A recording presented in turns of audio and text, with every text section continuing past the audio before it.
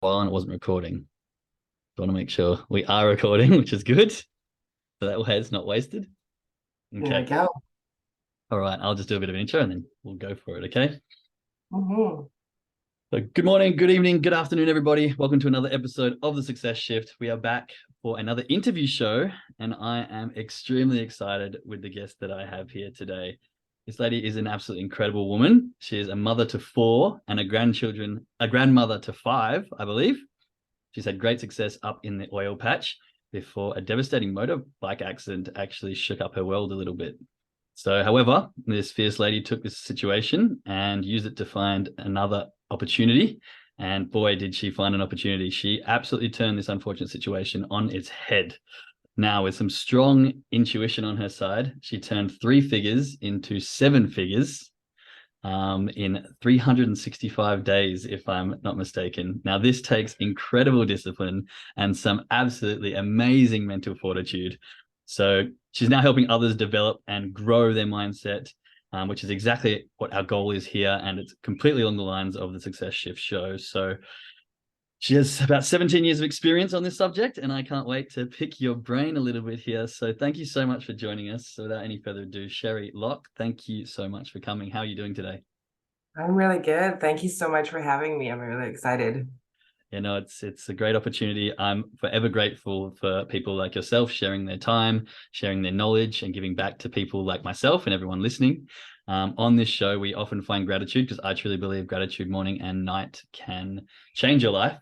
So today, I'm very grateful for you for giving us your time. I'm also very grateful for the introduction of electric breakers. As I was telling you before, we had a little electrical fire in the kitchen, which caused some mayhem in my world. But luckily, everything's safe. It wasn't too bad, and everyone's happy and smiling. And I'm extremely grateful for little things like water, fresh water coming out of the tap. I've been extremely thirsty today and been hydrating heaps. So those are a few things I'm grateful for. Do you want to share anything that you've got some gratitude for? Well, I'm very grateful that to have this opportunity. I'm not as much of a water drinker as you. I enjoy my coffee. Still morning for you, so that's fair. It's still morning here, yes. Yeah. Um, yeah, so really, really grateful for all the opportunities that have came my way, honestly. Like as much as my accident at being literally put me on my butt, not being able to do much. Mm-hmm. It's really opened the door to so many different opportunities and forced me to learn a lot more about myself and how disciplined I really was and be able to put myself where I am today. So Nice. That's lovely. It's great finding silver linings in some of those situations. So we'll actually jump right in and we'll get to your accent soon. But before we get to that part, why don't you tell me a little bit about young Sherry? I know you shared with me earlier that you kind of started in the world pretty early. But tell us a little bit about young Sherry. What did you want to do? What were your dreams, aspirations? Because I think most traders didn't grow up in the days of 7, 8, 9 year old going, you know what, when I grow up, I want to be a successful trader. So tell us a bit about your story. isn't that the truth? Hey, though, no, I had no desire to even look at a chart my whole life. Yeah. Um, so going back to the young Sherry, I left home when I was 11 years old due Wow. to abuse and a lot of family conflict and a lot of fear. Mm-hmm. So I hit the streets actually, Oh, and I wow. got into some crazy. Um, I don't even know. Like my very first year on the streets, but probably about 9 months of it, I lived on like totally on the streets. I slept on park benches and things like that. But I had, believe it or not, I had an amazing biker family Biker that family. Nice. they took me in and it was they're very they disciplined me, like they 100% disciplined me, like I mean to the point. I'm like 11 years old, you start on the streets, you just kind of grow up really fast. So Survives, really I don't was you? 11 years old, but I was already like 15 or 18, you know what I mean, living that Yeah. life, trying Yeah. in survival mode. So this family actually, you know, like I said, the discipline, I wasn't allowed to have boyfriends. I wasn't allowed to get too crazy out of control. They really held the reins on me. And, I am forever, forever grateful for that, for what they've done to me, for me. Wow. And, but again, like I had no direction other than that life.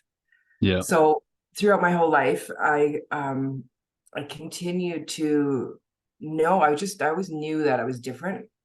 Yeah. I always felt that I don't fit in over here and I don't fit in over there. And I just have my own little space that those worlds just don't make sense to me. I I can just relate a make, bit. yeah. So I just literally kept going forward with my life. And I didn't know ever, so then I got married at 19 years old Yep. and I ended up with 4 children. My Nice. last child I had when I was 25 years old. So I had all my kids boom, boom, boom really fast. And even then I was still like, my focus my whole life on being a good mom and, making Hmm. sure, I think everybody when they have trauma in their life, they'll make sure that their kids aren't going to go through that same trauma. So you kind of do the Yeah. reverse, right? Yeah. Um, so I was married for 13 years. Then all of a sudden I had a pretty um, horrible divorce. And then Sorry my to hear. kids completely, well, obviously it destroyed my kids. And, my kids were in counseling. I was in counseling. They were in um, everything. Like they started to get out of control. To be honest, my daughter was selling drugs at 12 years old. And that was something that I was like, whoa. So it was actually, but being Bit of the a mom shock. that, yeah, Yeah. but being the mom that came from that background, I actually was able to like spin it really fast. Yeah. I showed her, I explained it to her, and I let her know like where this life is going to lead her if she keeps going down that path. And so I guess my mindset work really started when I was 11, Yeah. right? So I had to learn at a very young age how to be strong-minded and be be able to control situations and my mind so it didn't take me back to those bad abusive situations. So anyway, it got to the point where my I sat my kids down and I said, okay, we're going to be going through all these crazy things with all the changes going on. They had no idea what I was even talking about, right? Because Of they're just course. Yeah. kids. They You don't definitely at don't that even age. understand. And yeah. So I said, okay, this is what we're going to do. We're going to all sit down. We're going to have this meeting. And you guys are going to tell me what you need to do in order to like help each other and help, like, protect each other, help each other. And they came up with the thing. Um, it was actually really funny. And I was actually really surprised.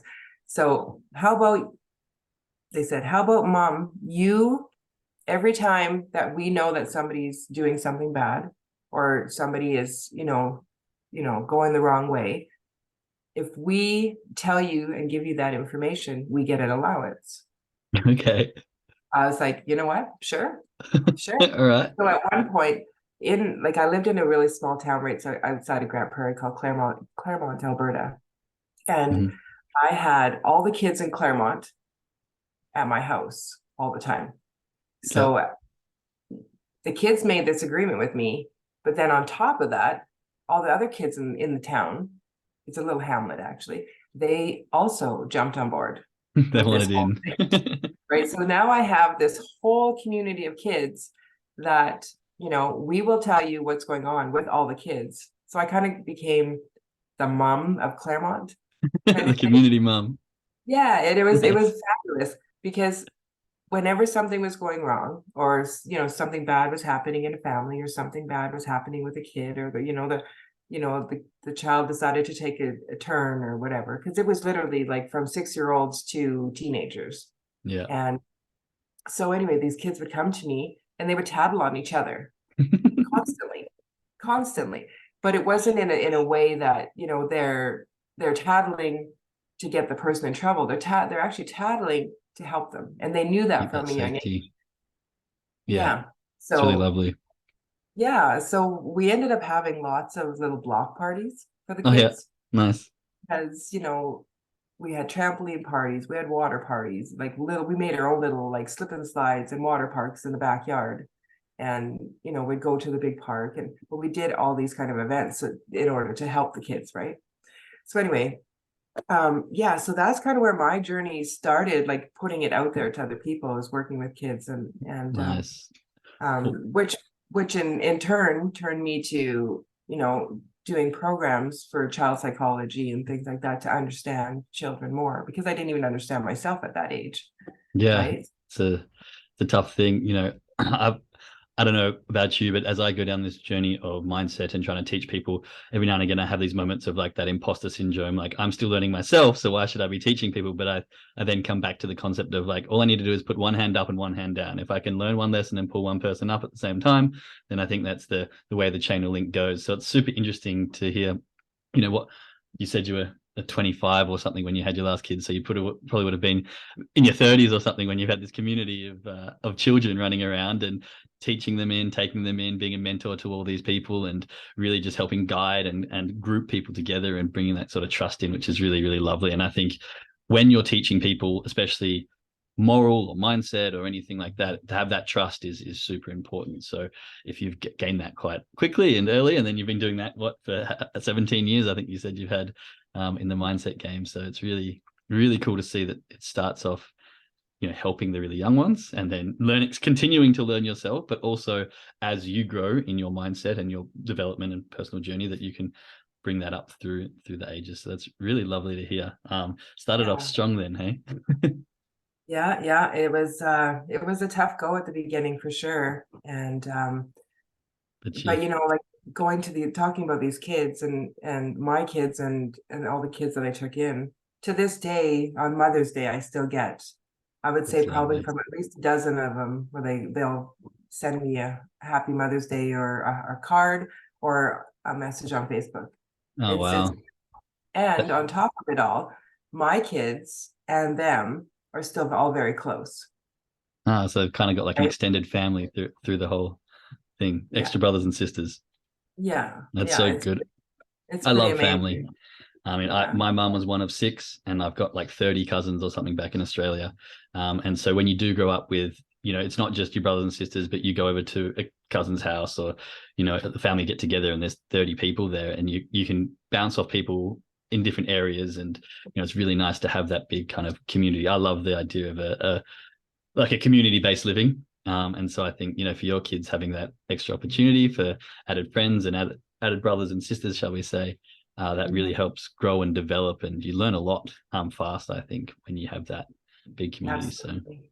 the creator of Yeah. the community, it's awesome. Yeah. And now you're doing it again. You're creating a Yeah. community of people in the mindset. So we'll get into the business stuff that you're going onto in a bit. But so you went for that for a while, and then you got into the oil patch. How long were you in the oil patch for?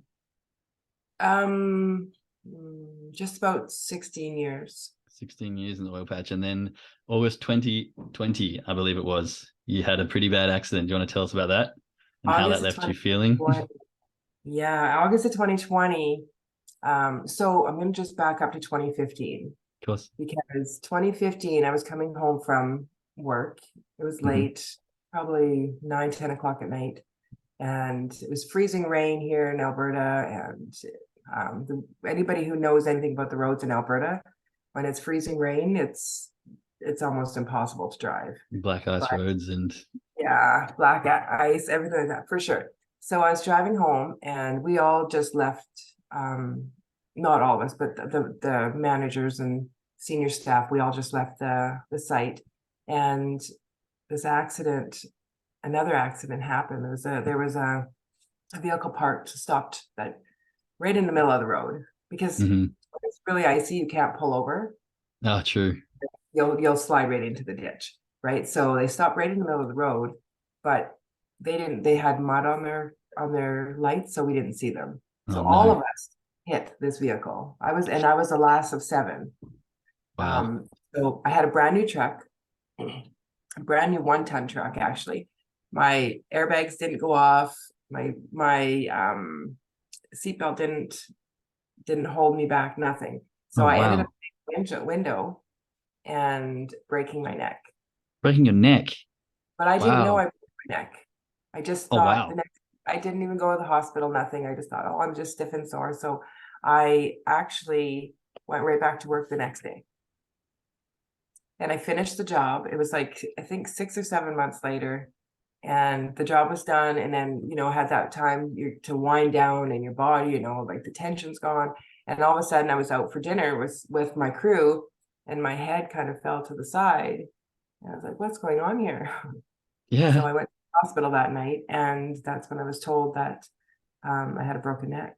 Wow. Do you know where you broke it exactly? So it was my 4, 5, and 6. Yeah. And Wow. then by the time I had my surgery 4.5 years later, because that was our medical system at the time, That's my 4.5. 7 and my T1 were herniated. Oh, ouch. Yeah. That's So I was not going, good signs. no, so I was starting to go paralyzed on my right side by the time I had surgery. So, but I had my surgery April 29th of 2019. Mm-hmm. And I was back working in the oil patch by September 2019. Oh, yeah. Yeah. And then August the next year, I Wow. had my motorcycle accident, which led me to, I had a broken arm, broken Mm-hmm. wrist, broken arm, and completely and utterly destroyed lower leg, left leg, to the point that it took them 3 days to decide if they were actually even going to do surgery because they wanted to amputate. Oh, wow. So that would have been Yeah. a trialing time for you, just waiting for that call.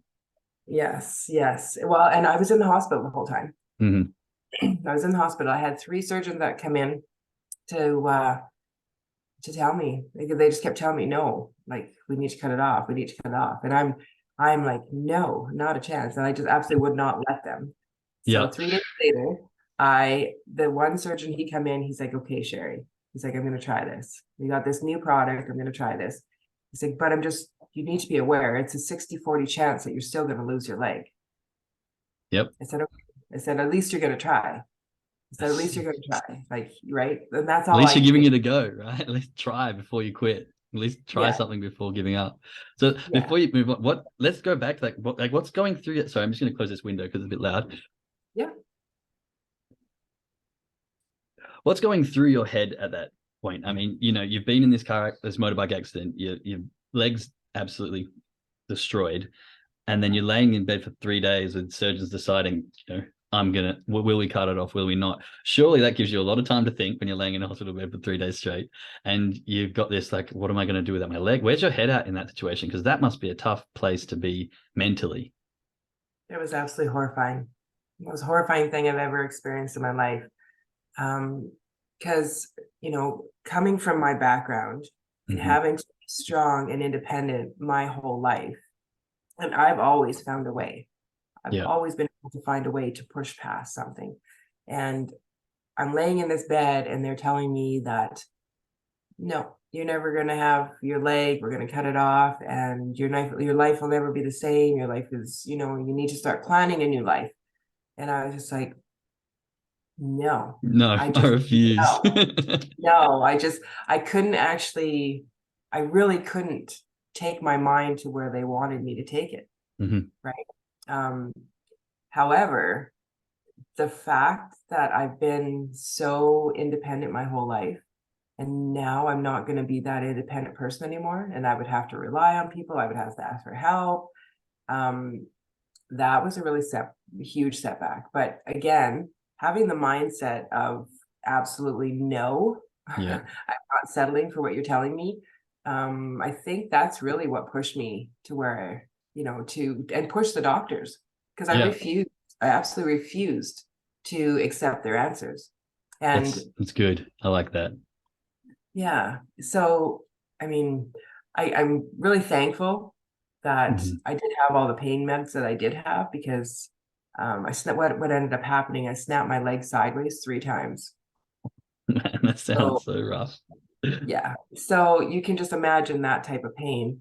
Yeah. My knee was probably 5 times larger than it was supposed to be, and it wasn't even my knee that was broke; it was below my knee. I ride Right? motorbikes, so this is making me like so cringe.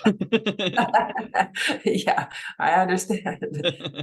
So just, having that not a chance mindset, Yeah. and, like, I didn't realize how strong it was and how much it affected my surgeon as I well. think that's amazing. It's like that warrior sort of mindset. And there's lots of, I don't want to say research, and it's not, you know, I don't want any doctors to come at me, but lots of stuff saying that, you know, that mindset, and there's people who are on, you know, not death row, but they're really like holding on for dear life, or, you know, people like yourself who are at this cut point, basically, that the mindset and the attitude they have towards their success or their recovery or how they're going to break through it, like has a lot of effect, like even physiological changes and aspects to how they recover. I mean, Dr. Joe Dispenza talks about this kind of stuff a lot, and I find him super fascinating. But just to hear you say that, you know, the doctors wanted to cut it off, but you were just like, no, I can do this and I'm going to make it through, to such an extent that the doctors even were like, okay, well, we'll find a solution. And then they went and found something that said, look, we haven't really tried this, it's new, but we will try because you're so bloody determined.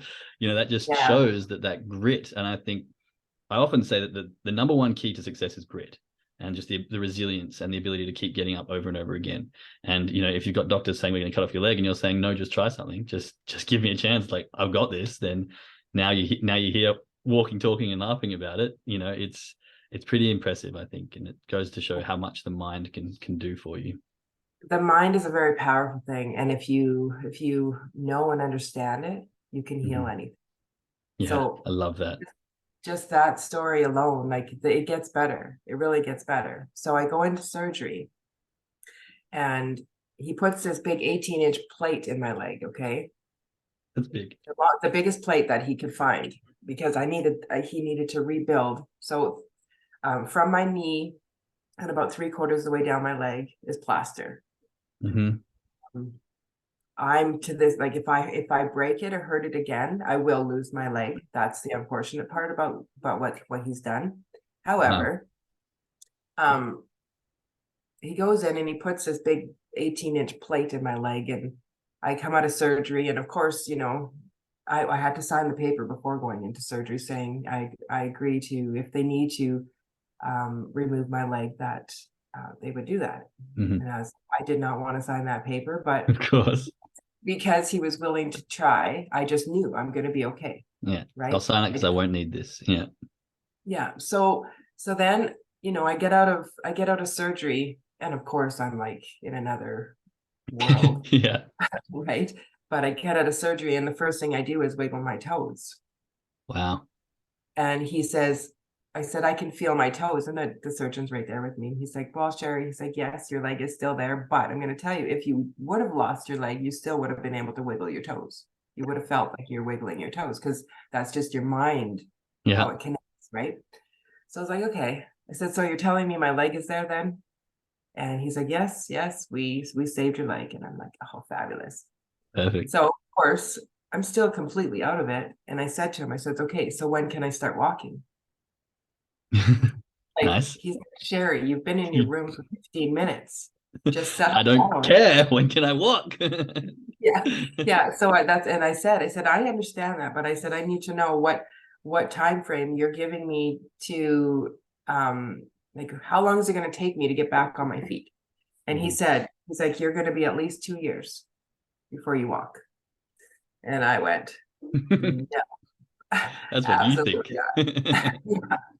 Yeah. So anyway, so I got out of the hospital, and I had my surgery. So I went into the hospital on Wednesday, had my surgery on a Saturday, and I was back to work the following Wednesday. What? Back to work on Wednesday? That was not even a week. No, not even a week since my accident. Yeah, it was crazy. Or since my surgery. That is real resilience there. That's impressive. And so I'm assuming you weren't running marathons at work. No. So how was it at work? I mean, the oil patch isn't like it's not like an office job. It's not like you sat down and just rolled into the office. The oil patch is pretty hard yakka. So how did you go with that? I'm a weld inspector by trade. So my job requires a lot of hands-on, a lot of field work, a lot of yard work, material. You know, luckily before my accident, I had trained a couple staff to help me do, because we had quite a few, we had 13 projects on the go, actually. Wow. And so I was very busy, but I went to work in my wheelchair. And, you know, I tried to do all the inside stuff the best that I could and have them do the majority of the outside stuff, but it was getting so frustrating because I just couldn't do my job. And mentally, I Yeah. can do anything, right? So, and it seemed like more and more jobs were coming in. So I'd have to kick off new jobs and try and finish these other jobs and train these people and keep training them and get them running the jobs that I normally did. So it was probably the most frustrating. Yeah, it was definitely the most frustrating experience I ever had, because I literally went from being the most independent person I know Yeah. to relying on other people, and to the point where, I mean, I couldn't bath myself. I couldn't cook for myself. It's tough. Um, I figured it out, but at the beginning I couldn't even drive myself Hmm. because I couldn't get into my vehicle. I flew my family member from Calgary uh, to where I was working to come and cook and clean and take care of me. And so it got to the point where he was driving me to work. It was perfect. And then he was only there for a couple of weeks just to help me get a system. Yeah. But yeah, like I had to get in my vehicle with my elbows, like pull myself up with my elbows Mhm. and slide myself in. And oh yeah, it was the most horrifying thing I've ever experienced in my life.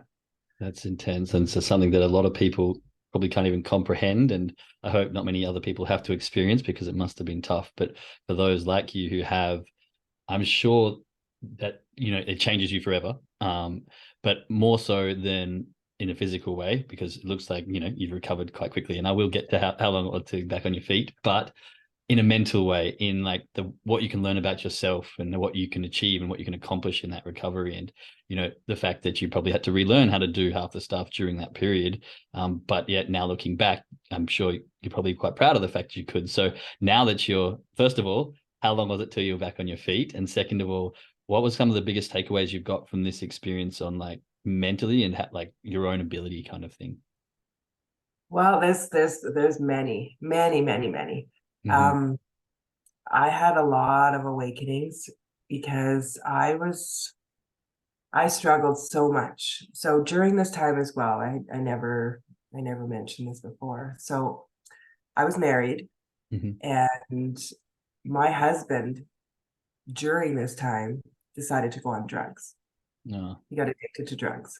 Yeah. So on top of all of that, I was also dealing with active addiction. And That's tough. I don't know if you know anything about addiction, I but do. they Yeah. don't care about nothing, Yeah. nothing except for getting high. So anyway, I ended up eliminating that out of my house, but only because, not only because, but for the biggest reason, because he was also starting to threaten my life Mm-hmm. and starting to sell off all of our stuff in our house. So I ended up getting him removed, and so that was a massive thing that I had to deal with as well. But I mean that I don't tolerate that stuff in my That's life at good. all. So that was one of the easiest things for me to remove. Because I Interesting, don't because have that can be quite hard actually, when you go through something like that and then it affects other people, but then they take the turn for the negative, and you're having to deal with that as well. The ability to realize where that negative energy or that downturn is going to be for you, when you're trying to fight against all these things and you've got another thing to add, the again, the mental fortitude to go, no, this is not serving me, I need to cut it loose, in a sense, just so I can keep recovering, is very powerful. And I think the self-awareness you must have had to observe that and the ability to make that decision is very impressive. Because I was actually talking about addiction just, I think, 2 episodes ago, because we're talking about dopamine in the brain on this episode, on this podcast, and how, when you get down to that concept of addiction, it's this narrowing concept of what brings you pleasure, and it actually rewires the brain so that you want nothing else, and your motivation is only to get your next hit of whatever it is. And some, amphetamines, meth, cocaine can be more addicting than other things. And so when you get down that narrowing path, you kind of lose sight of what else is there, and it can be very draining for everyone around. I've dealt with some people's addiction in my life, and it's really important for you to be aware of that and to make that strong cut. So it's very impressive, I think, for you to have that ability. Not easy, I'm sure, especially after a long marriage, but again, showing the mental toughness that you've got there. So well done. It's a big thing, I think, to make that step. Yeah, it definitely wasn't easy, like, but I mean, he was starting to threaten me in ways that, because he knew I was crippled, so he was taking advantage of that, right? Mm, And yeah, so I literally moved away from that really fast. So what that was kind of my blessing. And but I mean, it's still in the back of your mind, of like, course. because I'm a helper, I help people, Can and tell. that includes addicts, Yeah. right? So I took that on actually as a failure for me, The because one I couldn't actually help him. the one thing with helpers is you want to give sometimes to the detriment of yourself. And I have the same kind of thing, that if you struggle or fail to help someone, I take it personally as if like I didn't do my job properly, which is, I think, probably something that's come from my younger trauma, or something that I need to work through, because I think that's a wrong attitude to have.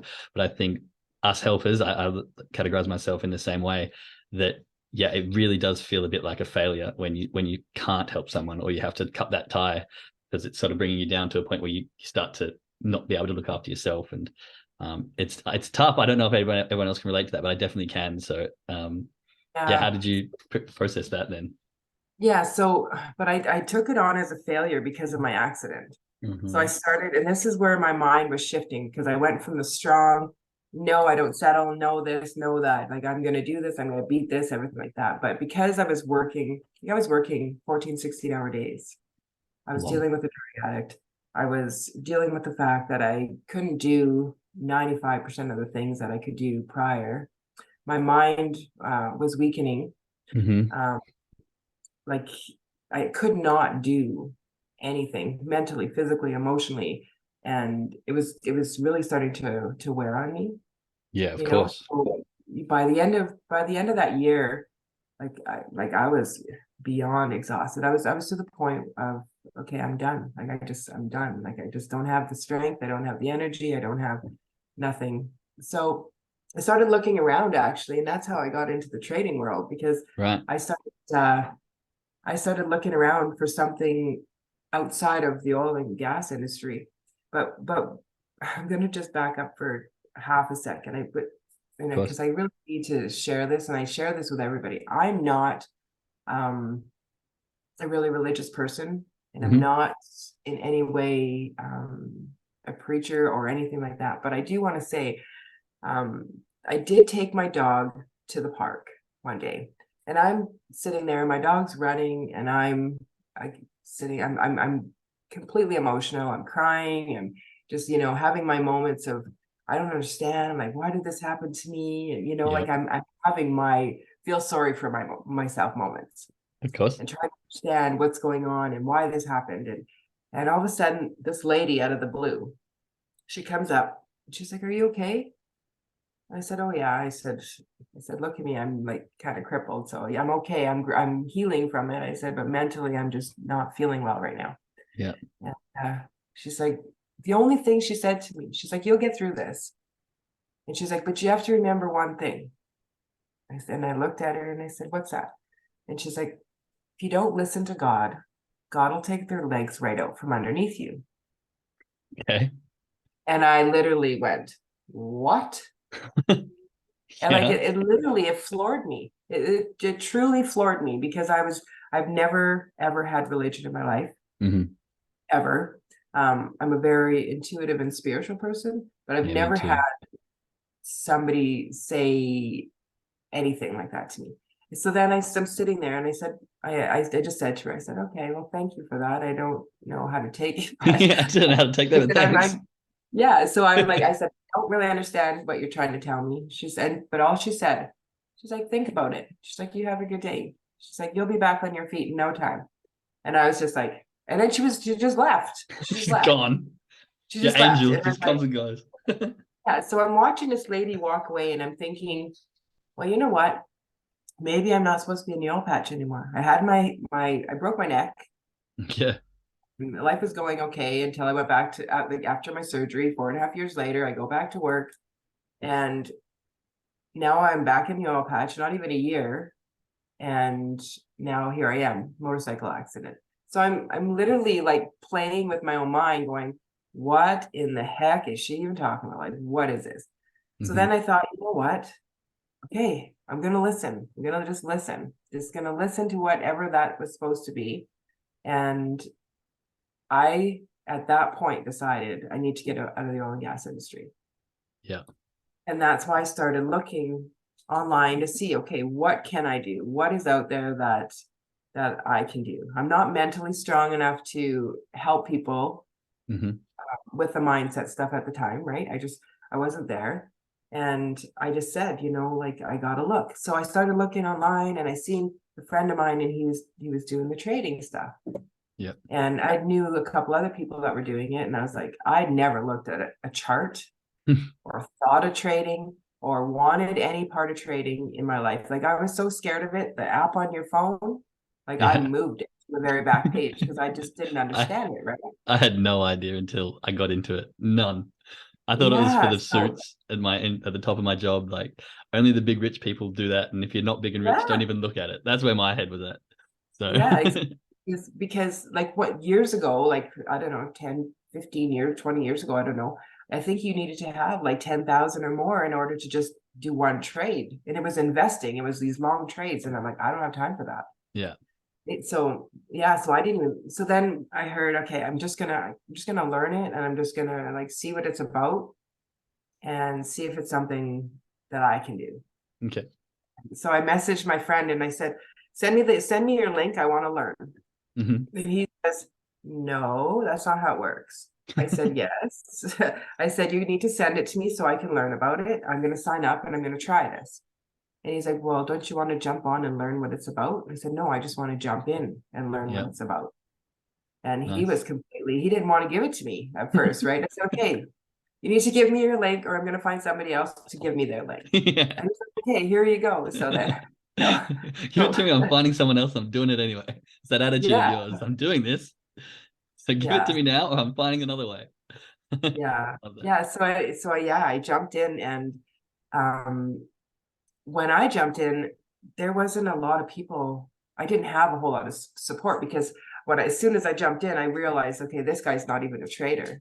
Hmm. He's he hasn't really he was trying to, but he's not a successful trader. He doesn't really know a whole lot about it. He was more in the business to recruit people, make money that way. Network marketing business. Yeah. And all my upline was like that. And I Yeah. was like, how the heck am I supposed to learn this? Like, is this what this is about? I'm supposed to build a team? I'm not building a team. I just want to learn how to trade. Yeah. So I kind of distanced myself from everybody. Hmm. And I mean, like I said, I was working 14, 16-hour days. So I didn't have time for 15 meetings a day, or you know what I mean? Yeah. I didn't Yeah. have time. I didn't 8 have Zoom time. calls.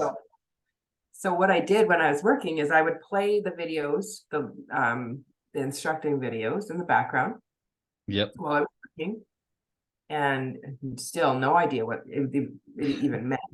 None, because I would listen to it during the day at work, and then when I went back home at nighttime, then I would be eating supper, and then I would watch the video. Hmm. Right. So then I could put it together. I was Okay. like, oh, that's Interesting. what that's about. Right. So that's kind of how I did it. And, I tried jumping on with the educators, and I didn't have time. I didn't Yep. have time in any means to understand what they were doing or how they were doing it and what this candle meant and what that indicator meant. I didn't have time for any strategies except for to learn this. And that's all I wanted to do was just learn. Yep. Just out Right. there to So learn. yeah. So I just started, like, I picked a few currencies, and I just started learning the trend, Hmm. learning how to move, and I became a very strong intuitive trader Nice. by just learning the trends. So let's go into your trading journey. So before you jump into that, did you have any expectations getting into trading? Let's say that. Did you have any expectations, or were you like, I just want to learn this and see where it takes me? No, I had none, I think none that's whatsoever.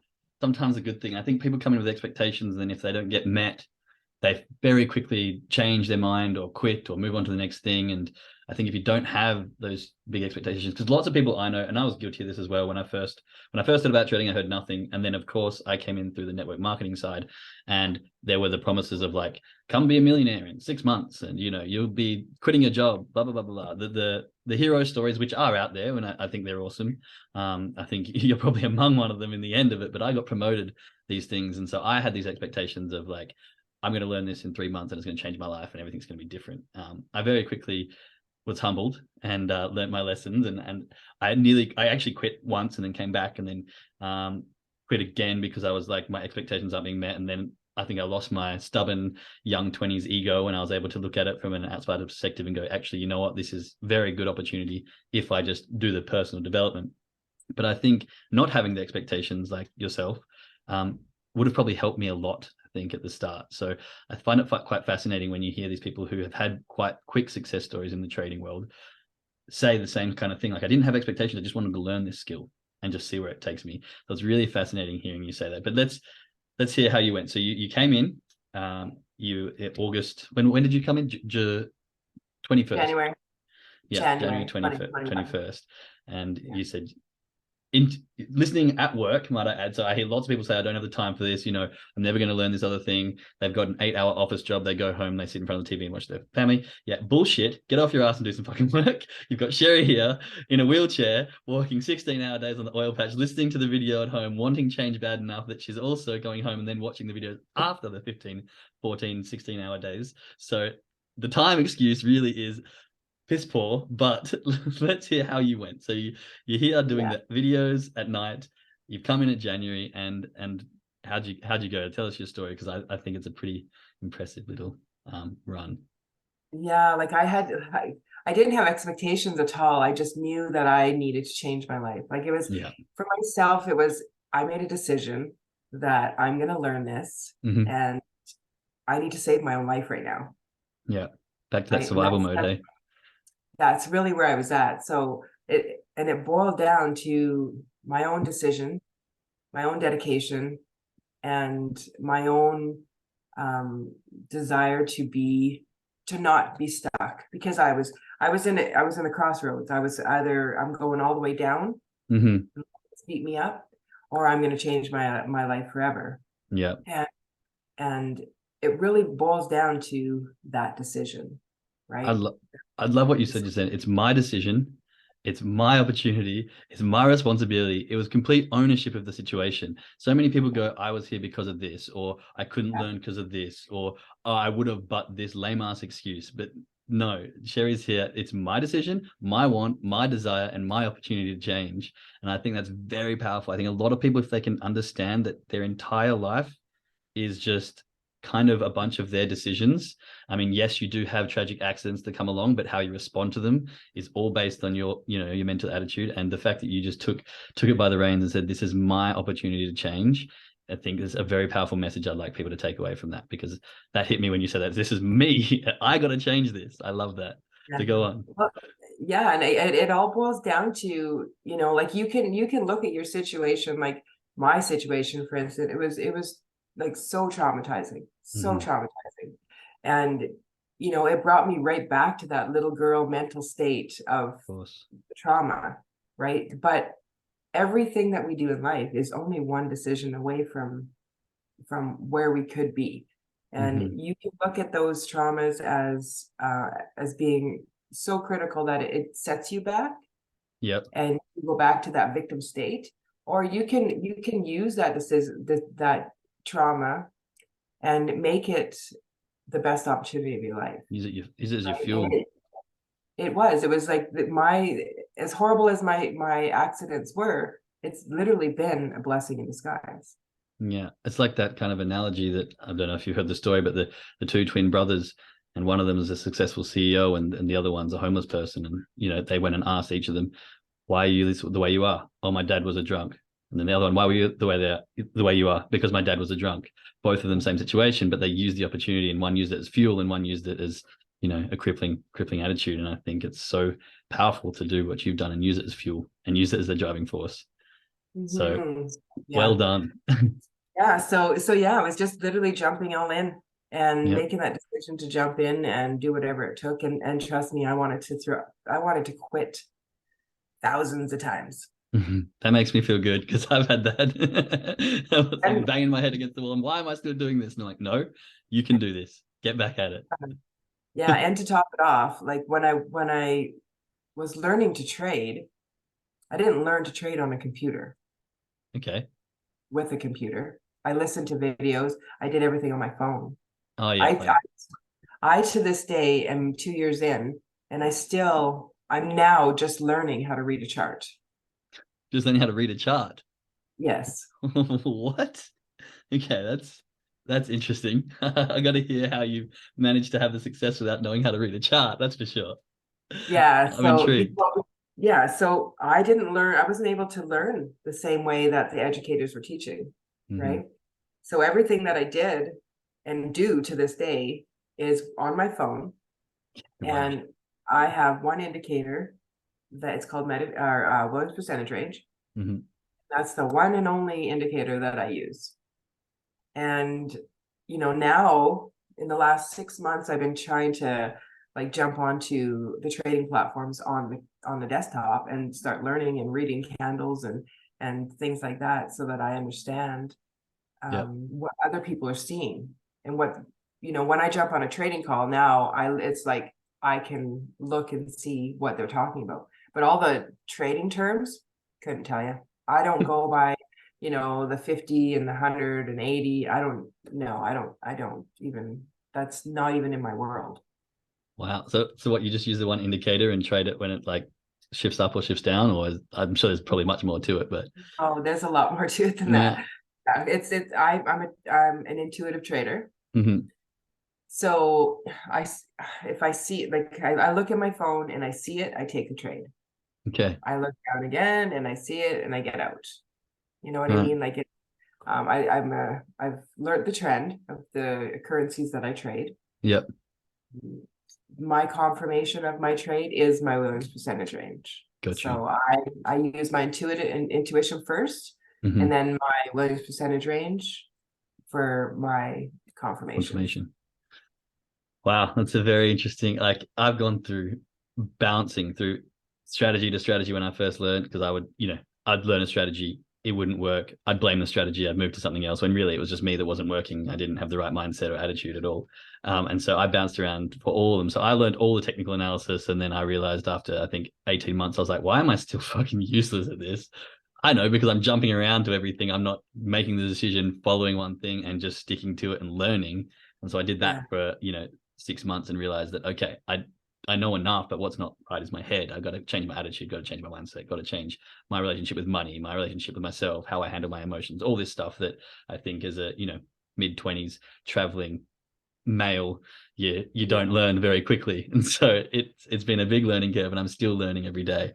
But I definitely learned all the stuff that kind of doesn't really help at the moment, or to some extent.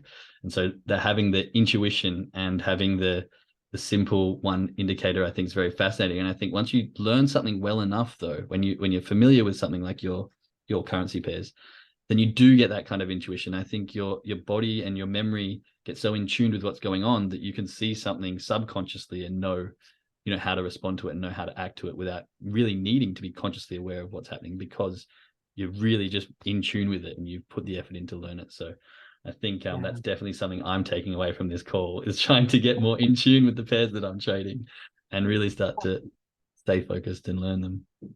For So sure. Like, and you know what? I did the same thing when I yeah, started, because I didn't know, right? So I jumped in and I was learning DeLorean. I was learning the Fibonacci. I was learning everything. yeah, I on with every educator trying to learn, and that's what you have to do, right? You have to find what works for you, that's true. and that's what I tell people when on my trading calls is just play around, find what works for you, and when you Mhm. find what works for you, stick to it. Yeah. So like now I'm like I said, I'm in deeper now where I actually understand, but going to like the intuition, that's just being like so connected with yourself Yeah. that you're able to, and it's not just trading. Like I'm very intuitive. I can read people like a book. Like you know what I mean? Like Yeah. that's what I do. Like And you know, that's probably the hardest thing to learn, more so than the actual trading. Yeah. That's Right. what I talk about a lot on this call. It's just self-awareness. Know yourself on the charts. Like I often refer to it as the best personal development program, because to be successful, I think you need to know yourself to a very good level. You do, and you need to understand the difference between, if you want to be intuitive, you need to understand the difference between instinct and intuition. Interesting. Okay. Can you elaborate on that a bit? So it's our automatic instinct to critical think, Okay. right? We automatically, the brain is programmed to always take you into critical thinking Okay. rather than the positive and the inspiring or the moving forward. You know what I mean? So if I was to say something like, okay, let's go to your fire today. Right away, you start panicking and you're like, oh no, our house is going to burn down. Yeah. Right? That's the first, like that's your constrictive thinking, right? Yeah. Rather than going, oh, I got this. No Yeah. worries. We're good. Fight or Right? flight. Yeah. So it's your instinct when you take a trade. Okay, you see the setup, you see what it is, but your intuition is telling you don't do it. Okay. Right?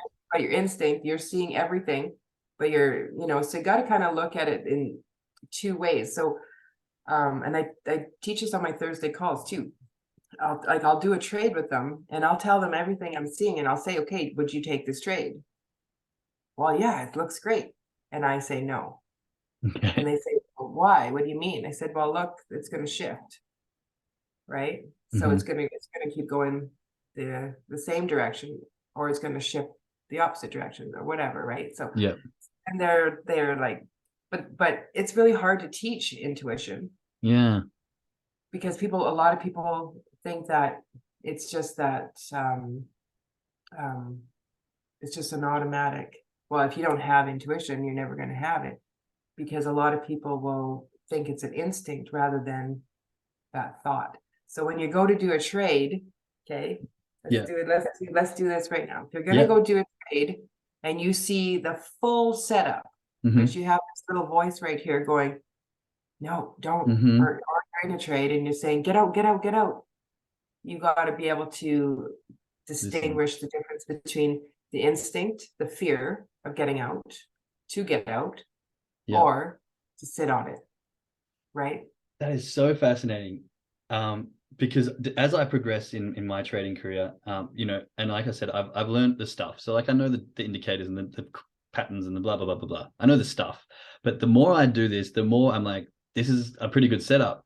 But I have these moments of like, but don't get in, you know, just don't. But the fight in me is like, so my question, I guess, is at what point can you kind of assume that intuition is correct if you're uneducated? Like, how do you know that your intuition's not just like I don't know, you listen to your intuition and you're just kind of following your gut into nothing? How do you know that it's kind of like doing the right thing, or it's on the, you know, or it's holding you back from a trade rather than just, I'm sure if you had no skill at all, you could say, I'm just going to follow my intuition, and you probably wouldn't have any right direction and you might just get, you know, a lot of differences. But I suppose with a bit of education and a bit of understanding, when you have your intuition, I'm wondering if there's a level at which you're educated enough so your intuition is definitely going to help you, or you're not educated and your intuition is going to hinder you. So that's, I guess, what my question is there that level? So that really goes back to the traditional thinking and the constructive thinking. Okay. Right? Because our mind is automatically programmed to, and we've been programmed this our whole entire life, from the time we're babies, right? And anybody who knows, you know this as well, any kind of mindset stuff that we do, we're programmed at such a young age. So we don't trust ourselves. Yeah. Right? We don't trust our thoughts. We don't, like, we're always questioning. And if you just trust yourself, you know, so what I did, how I learned this in the trading world is, I jumped on when I was in my demo, I literally used my intuition, right? Well, obviously I did my instinct at the beginning, and then I was like, no, that's not. What am I even doing? That was ridiculous. But if you go into your demo account and you just trust yourself, right? And try and distinguish, okay, that was an instinct. This is my intuition, Okay. right? You try to distinguish the two. And if you can get yourself to the point of knowing the difference between an instinct to, oh my goodness, look at that trade, it's awesome, I got to jump in, but really, and trust yourself when you do that, okay? Because it's good if you, like, your instincts are great. Yeah. Your intuition will tell you the truth.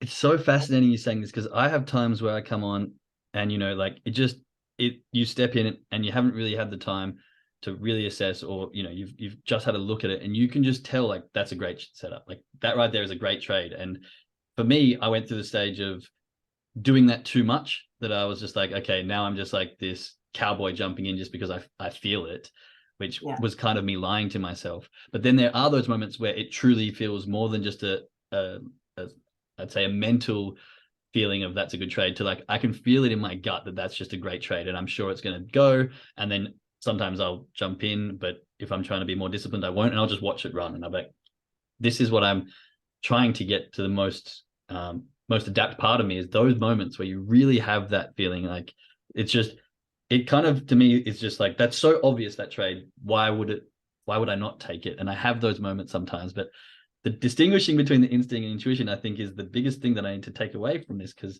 I even had on the call today, there was a call, you know, we're looking at a setup and it kind of played to my trading plan, but I wasn't really looking for it. It just didn't feel right. And I was like, I don't, like, someone said, you know, what about this? I'm like, actually, that is a pretty good setup, but I don't feel it. And I stayed out of it, and it kind of bounced around and didn't really take off. And that, I guess, was the intuition that I need to really be looking at. That's 100% intuition. Your It's, instinct would have jumped in. Yeah. Because somebody else is telling you, oh, that's great, you should do it. And it's an automatic instinct to jump in, right? So you using your intuition and saying, no, that's not, like, it looks like it's a good setup, but I'm not jumping in.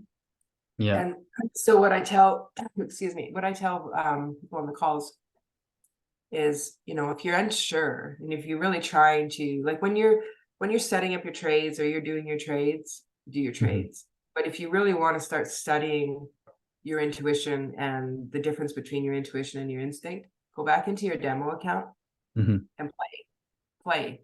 Learn to trust yourself, because that's really the bottom line. You got to learn to trust yourself. I think that's key for so many things in life, not just trading. You know, people who are really just go for things, they trust themselves, they know in their ability. You know, I've got some friends that's just like, they just do everything. But why? Because they just like trust themselves. And I got friends of mine at home who go, Jake, how do you get away with this stuff? And I'm like, I just do, because I have faith in myself and I go for it.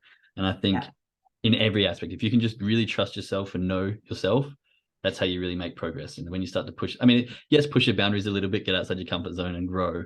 But I think when you're doing stuff like this, if you can learn yourself and know, yes, this is going to be tough, but I can do it, then go for it. But there's sometimes where you're like, this is really just not me. I need to step out and listen to that. I think trusting yourself, it's just a great life lesson, I think, for everyone. Yes, it is 100%. You know, and when I got into the trading, I was in a live account.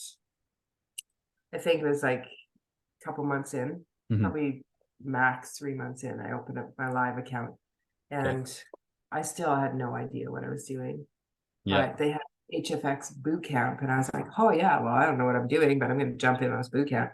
So during this boot camp, you know, they're calling trades and, you know, talking about trade, not really calling, but, and I would take trades, and, you know, it was like, I was taking like a lot of trades during the 1 hour call or 2 hour call. And sometimes I would have like 26 wins. Wow. Through a call. And so then they were like, they'd reach out to me and like, what are you doing, Sherry? And I'm like, I don't know, I'm just see the trade and I take the trade. And I didn't realize I was still learning, right? So I didn't know what exactly was, or, you know, so then, like I did this 8-week boot camp, and it was one night a week, and it just tried to really put the pieces together. You know, they were talking about all this stuff, which was really mumbo jumbo to me, because to this day, like I said, I don't know the terms, like all the trading lingo and stuff like that. I really don't. So then, you know, like I had my upline, he would reach out to me and he's like, have you made 6 figures yet? I'm like, good God, no. Yeah. So I was like, that's and that was my motivation though. Okay. That's literally all the motivation I had, because all my upline, they weren't traders. Yep. Like one was a trader, but they mostly focused, like I said, on building a team and the money side of it that way. And I was like, I don't even want to do that.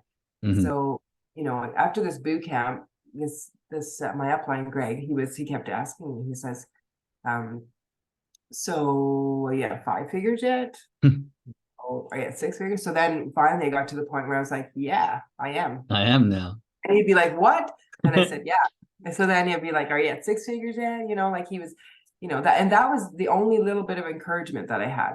Yeah. So would you This one say, person, sorry, go on. yeah, this one person was just like my motivation to keep me going, just to check up on me and say, how you doing? You know what I Okay. mean? Are you, and it was when I would tell him, I didn't realize that when I was telling him that, yes, I'm at 6 figures now, or 5 figures or whatever, that was my encouragement to him that Yeah. made that him start to trade. Yeah. Right. So it's like, oh, and I didn't understand Encouraging that till others. later. Would Yeah. you say that your motivation was to hit the number he was checking on, or to prove him right and be like, yeah, I am now, like I've hit that? So like more towards saying yes to him, or more towards the number that he was presenting to you? No, I look at it now and I'm like, I said, like, we actually just had this conversation last weekend, Yeah. and I said to him, I said, if it probably wasn't for you calling me and asking me if I hit that number, I don't know if I would be where I'm at today. So I Wow, give that's him cool. The so credit. much gratitude, and like it really, like, it comes from him pushing me in that little That's lovely. tiny unknowing way, right? And I'm gonna say it's definitely the number, Yeah. definitely, because I was like, he would phone me up and like, hey, are you at this yet? And I'm like, no.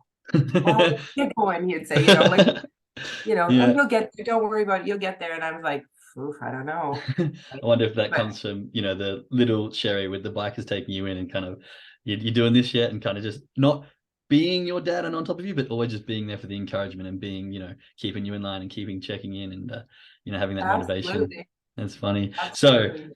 I'm sure there's a bunch of people on this call, especially very analytical traders, that are probably frustrated to you right now. Like, I've learned everything and I know all the things, and I'm still not successful. And you're in here talking about intuition without any, knowledge, blah, blah, blah, blah, blah. But let's have a chat about when you started, where you got to after a year, and kind of some of your numbers, so that people can realize that you may not know the lingo, but knowing your intuition bloody works, because you've had some great results. Yes, it does. So the power of the mind is one of the most incredible, amazing things if you Mhm. allow it I agree to to. that. Amen. Yeah. Non-religious, but amen. Yeah, exactly. So I started in January of 2021, Mhm. and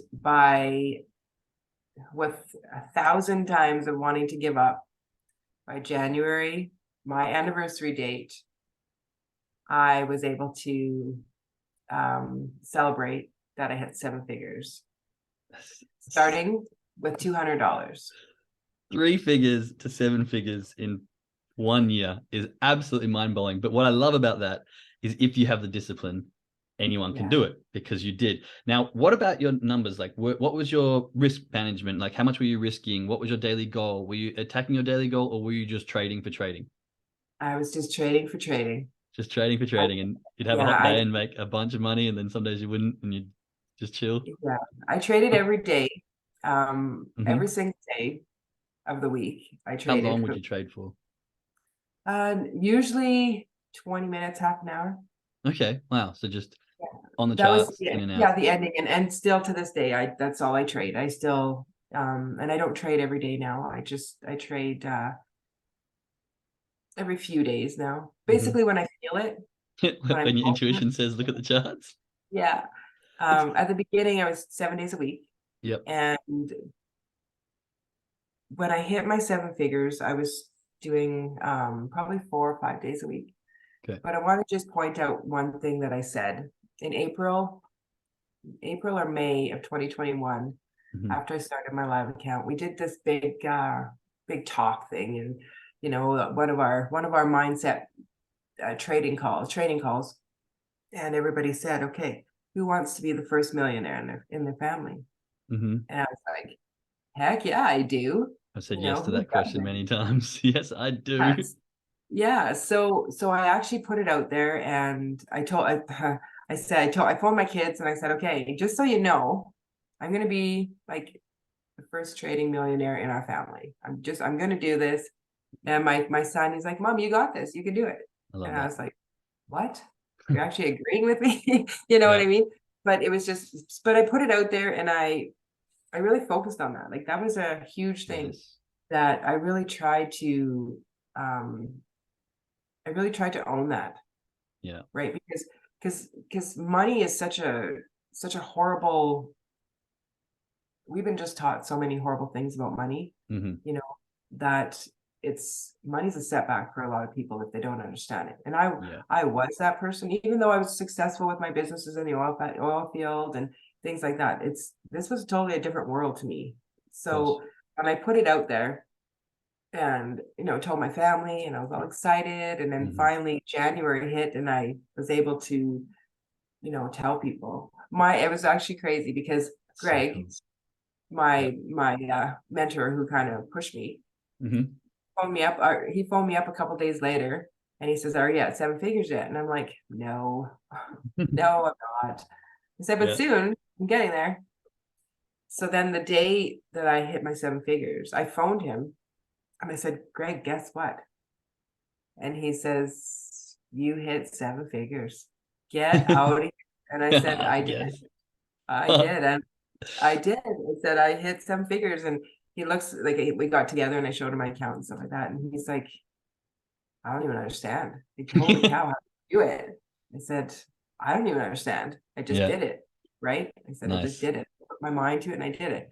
And so just that being said, I was just in another world. Mm-hmm. Really. I can imagine. I phoned up my son that night and told him that I hit seven figures. And everybody was so excited. Yeah. Everybody was so excited. I had all these calls coming in, and I was just like, wow, I think I was in shock. Yeah. I think I Right. would be, but I Yeah, think I it will really, be when it happens. yeah, you're going to be. You're Yeah, going I to think be. I will be when it happens. Yeah. Yeah. So, because I put it out there as much as I believed it. You still have that constrictive thought going, Mm-hmm. no, it's not going to happen. Right.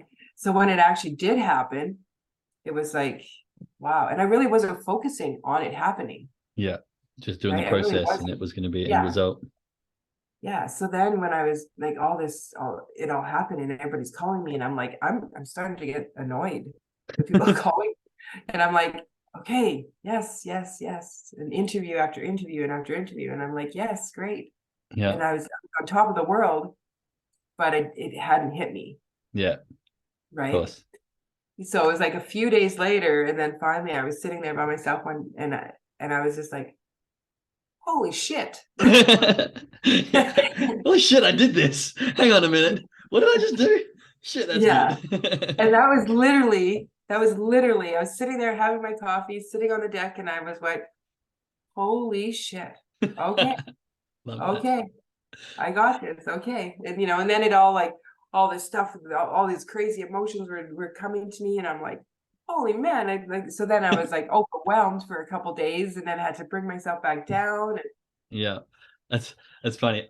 First of all, I love the fact that you've got your son there who just supported you kind of without hesitation. Like I kind of have that with my mum. My mum, bless her, I love her to bits. But I kind of said the same thing. I did engineering and then I went traveling. I was like, Mum, I want to travel the world. And my dad's super supportive as well. So I'm very grateful for both of them.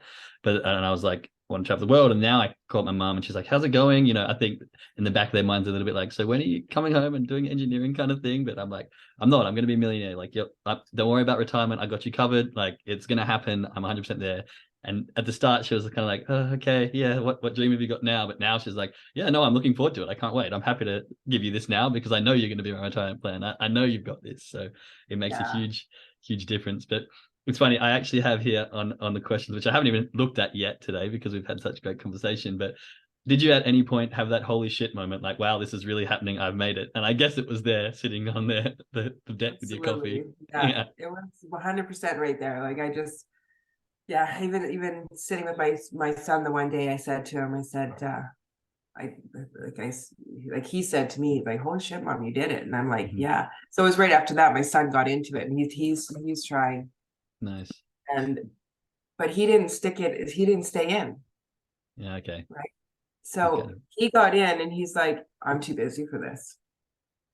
And To I'm you? like, He says that to oh you? my goodness, are you really telling me this? Right? He Yeah. did. And so I just hope he because, listens to this. He realizes how yeah, busy you were when you were learning.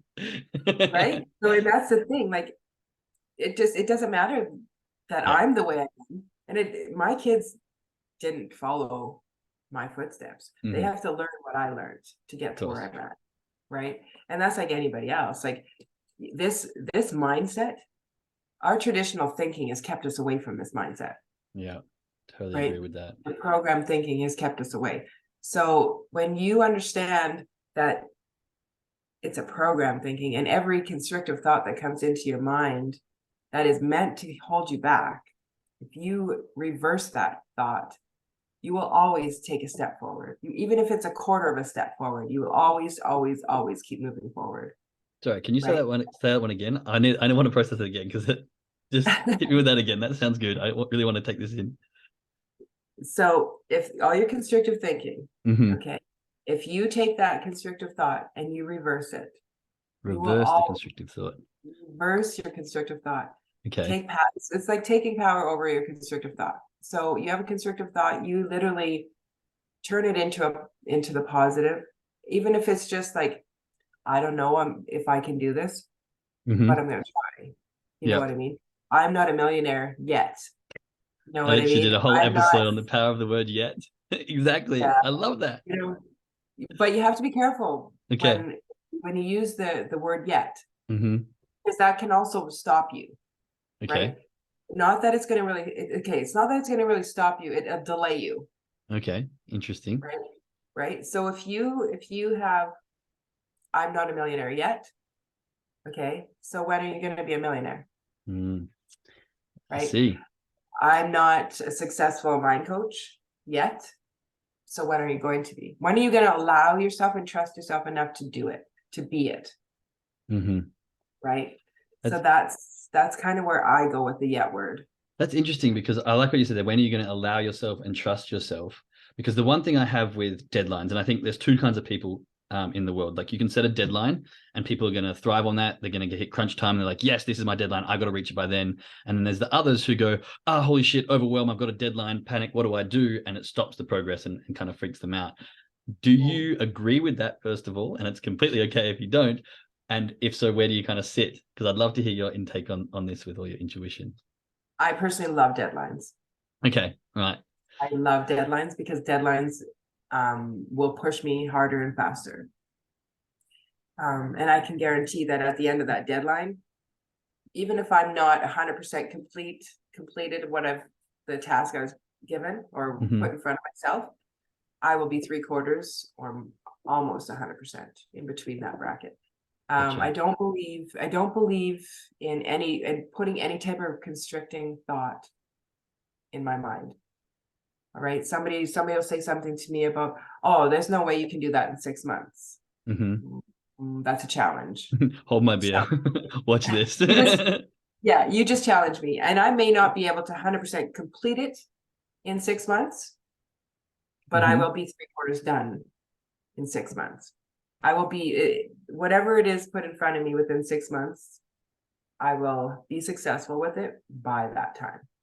That's awesome. I think I have this internal conflict or issue. I don't know how to call it because I like to think that I'm the kind of person when the deadline comes, like last quarter of a basketball game, I can light up and pressure's on. Let's go. You know, that kind of crunch time moment, everything becomes clear and I've just like hit the flow state and I'm on. But when I've got like these big goals for like business or, you know, I want to try and create a course or something like that. And I put a deadline on it and I'm like, okay, here I go. And I realize that I'm maybe not hitting milestones. I start to get really like, oh no, I'm not going to make it. And then I start to get disappointed and feel like a failure. And that alone makes me work less. And then it almost feels like as soon as that thought comes in and I start to see that I'm not going to reach this deadline, I kind of just collapse on it. And I'm like, oh no, I'm going to fail, and then horrible. And then I get down on myself and emotional on that aspect. So I am still that kind of person who has a deadline and just smashes it. But when it comes to something like this, I feel that the overwhelm sometimes gets on top of me faster. And so I don't know how to either remove that, or whether to remove the deadline kind of concept in my head, or whether to keep it there and just figure the fuck out how to deal with the overwhelm. Like, I don't know. This is where I'm trying to grow. Like, if you've got some lovely advice, then please tell me what to do. Absolutely. I can definitely. So what I heard there is you really want to, you make a plan, you have a goal, and you want to hit it. Mm-hmm. So for starters, you have to make the decision at the beginning. Mm-hmm. One, you have to be all in at the beginning. It boils down to your true decision. You have to, not just a partial decision, right? Okay, so let's go back to the 6 months. Okay, so let's just say that by the end of this year, or 7 months, by the end of this year, you want to be, let's use a number. You want to be a millionaire. Okay, by the end of this year. Okay, I do. So let's use that number. Okay, so you want to be a millionaire by the end of this month, by the end of this year. But what it boils down to is that decision. Okay, if you want to be a millionaire by the end of this year, you got to act like a millionaire. What does a millionaire do? Okay, spin it around now. Okay, and just look at one of my favorite people is Julia Roberts. Okay, nice. So, and Julia, what's her name? Julia, I don't know. Anyway, you go to something and you go, okay, I want this by the end of the year. What would Sherry do? What would Sherry do? What steps would Sherry do? If I'm sitting there watching TV, would Sherry be sitting there watching TV? Or would Sherry be working on her goal? What would Sherry do? It's my new WW. What would Jesus do? What would Sherry do? Right? What would Sherry do? Same thing. And it really is the same thing, because you have to put your mindset into the successful millionaire and billionaires, right?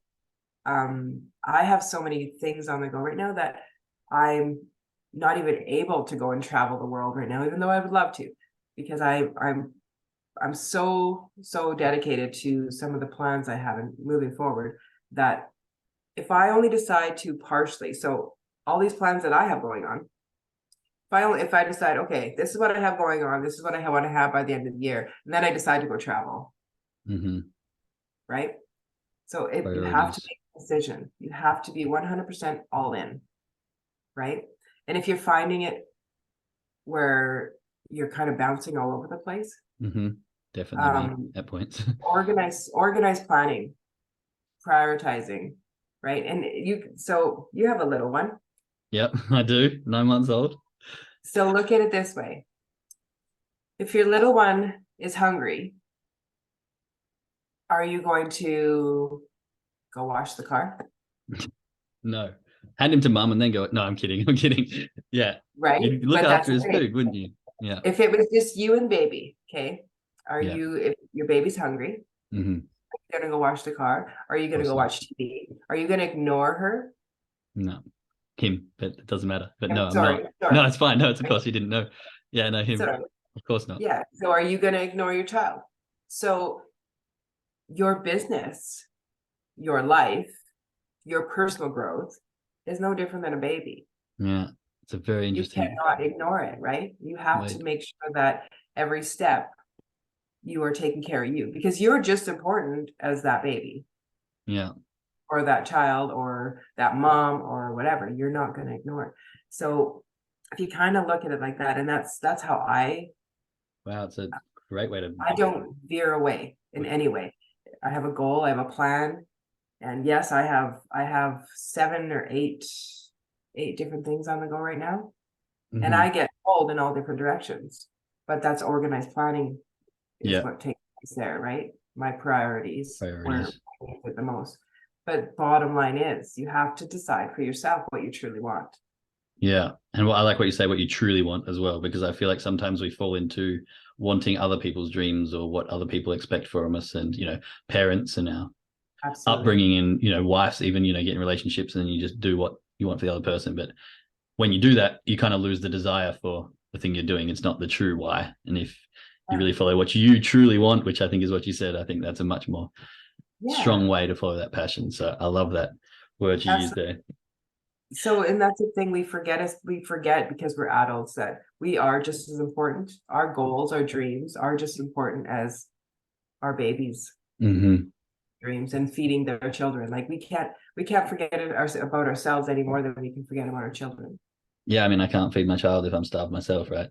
That's right. So that's really fascinating. One thing I think I want to pull back on, just back to the trading, because I heard you speaking and I wanted to ask you the same kind of same question. When you talk about intuition, you talk about intuition on the trades, but would you also listen to your intuition? Like, I don't think I should jump on the charts today, like that kind of thing as well. And I feel like talking to you, like, it just kind of light bulb, like it can kind of go on multi levels, on this trade, listen to my intuition. But sometimes I wake up and I'm like, usually I get on for London Open, but I'm like, I've got a bit of stuff on. I don't really feel like it's the right thing to do. I should just work. And then if I ignore that, every single time I ignore that, I lose for the day. Like pretty much every single time. And I'm learning that now. And hearing you speak, I'm like, listen to yourself, Jake. Like, if it doesn't feel right, don't get on the charts. But Yeah, absolutely. You always jump in. So when you get those thoughts, always jump in and take a look. mm-hmm. Always jump in and take a look. I actually, and that again is going back to understanding the instinct and intuition. Yeah. So you get the thought, it's telling you, check it out. Mm-hmm. Right? If you look at it, and so here's the difference. You have a thought like that, you're all by yourself and you have that thought, that's your intuition. Okay. Mm-hmm. If you're in a group of people and they're saying, oh, they're talking about trading, you haven't traded yet today, and they're talking about trading. So you decide, oh, you know what, I should probably check it out. So you Yeah. pull up your phone or computer and you look at it and go, oh, that looks like a good trade. Maybe not, right? But so that's an instinct. Mm-hmm. That's your Gotcha. instinct telling you to follow. But whatever you see when you look at your phone or computer when you're trading, then that's where your intuition comes into play, Okay. right? So, and I'll do that too. I'll do the same thing. Like I'll be, Thursday nights or whatever, or if I jump on a trading call, or if I'm just around people that were talking about trading, Mm-hmm. and I haven't traded all day, and now, oh, I should probably check it out. And I'll look at my phone, and I'm like, nope, I have my Yeah. phone, No. right? Because I go by my 100% intuition, Okay. and I That, only use my Williams percentage rate indicator as confirmation. that's so And if I don't fascinating. see it, yeah, I think I need to listen, because I'm in the stage now where I came from the consciousness of desperation and need for money kind of thing, which isn't a good place to trade from. And, money's still really tight here. So it's also in the situation of like that desperation state. But when I'm doing that, I'm like, I should stay disciplined and I should get on the charts every day and do this sort of stuff. But then, I've got other stuff going on, like business kind of orientation. So sometimes I wake up in the morning, I'm like, I don't think I should bother with the charts today. I should just go do my business stuff. And because that desperation comes in, I'm like, no, Jake, go do your discipline thing. Go look at the charts, do that. And every time that happens, I end up trading poorly or taking a loss or two. And then that sets, a negative mood for a few hours after that. Like, I should have just listened to my intuition. Why didn't I just listen to what I said I was going to do? That lack of willpower, I guess, comes in if you ignore your intuition. Like, I won't do it. Oh, I'm here now. Maybe I should just look. And then you end up forcing a trade and it's crap. So I think my goal to myself right now is going to be listening to my intuition on both whether to jump on the charts or not, and whether to jump in the trade and not. And I think that's a very powerful thing that's come from someone who's used it very, very successfully. yeah. And I mean, one little thing too that I tell people to do, and to become aware of it, right, and become aware of your thoughts. Just get yourself a little, those little tiny notebooks. They're just tiny. Just get yourself a little tiny one. I think I got one right here, like this. Yeah, anything like any tiny, like one that you can carry around that's not, inconvenient to carry around. Yeah. So take that book everywhere you go and do it for 1 week. Okay. Okay. And every time you have a constrictive thought throughout the day, make a little mark in it, make a note, whatever you want, whatever works for you. And just, if it's a really devastating constrictive thought, then make a little note in it. And if you can turn that into and become aware of all of your constrictive thinking, eventually you'll be able to remove your constrictive thinking. But you have to, the biggest thing is you have to be aware, right? Yeah. I always talk about self-awareness. It's so important. Yeah. So if you actually, so I go back to when I was 11. Okay. You were talking about the money blocks and things like that, right? The inspiration stuff. 11 years old, I needed to survive even then, right? But I was in a situation where there was no money. Yeah. Right. So I also had that money block where you can't have too much, like you can't have too much, and there's not enough of people in the world, and it doesn't grow on trees, blah blah blah blah blah. But the thing is we have so many different aspects. Okay. Those constrictive thinking, all those negative thoughts that are stopping.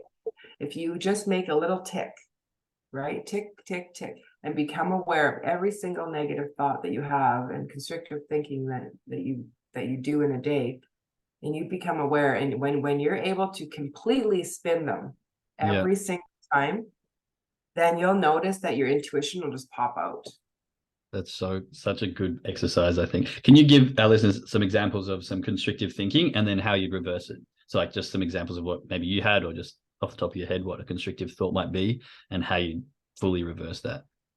Yeah, like just the whole money thing, like money doesn't grow on trees. Okay, so this is actually a better one. There's not enough money for all the people in the world. Right? Bullshit. Right? Some guy just prints it, right? Isn't that how it works? Yeah, it's not about it being all about the money. It's about, you take that constrictive thought and you go, oh, I'm not going to worry about it. There's not enough money for me. Okay. Right? Everybody else, all the elites, they have all the money. The millionaires have all the money. And we go, that's where it ends. We put that big wall up and that's where it ends. So we stay stuck in this world, this life that is completely constricting. We hate our life. We're not happy. We live in misery. But some of us are able to go, no, I'm not happy in this life. I want more. I deserve more. There's no reason that the average person can't be a millionaire. Yeah. There's no reason. And that's where the power of the mind comes into play, because what you think you can have, right? Yeah, I love that. Time, anything that you think you can absolutely have, right? You just have to make that decision, I guess. It like I said again, it all boils down to that decision. Yeah. Would you say there's a difference between limiting beliefs and constricting thoughts, or are they pretty much one and the same, or related to each other? They're pretty much one and the same. Yeah. They're pretty much one and the same. Limiting beliefs are just another way to. So limiting beliefs to me is a little tiny portion of the constrictive thinking. Okay. Interesting. Right.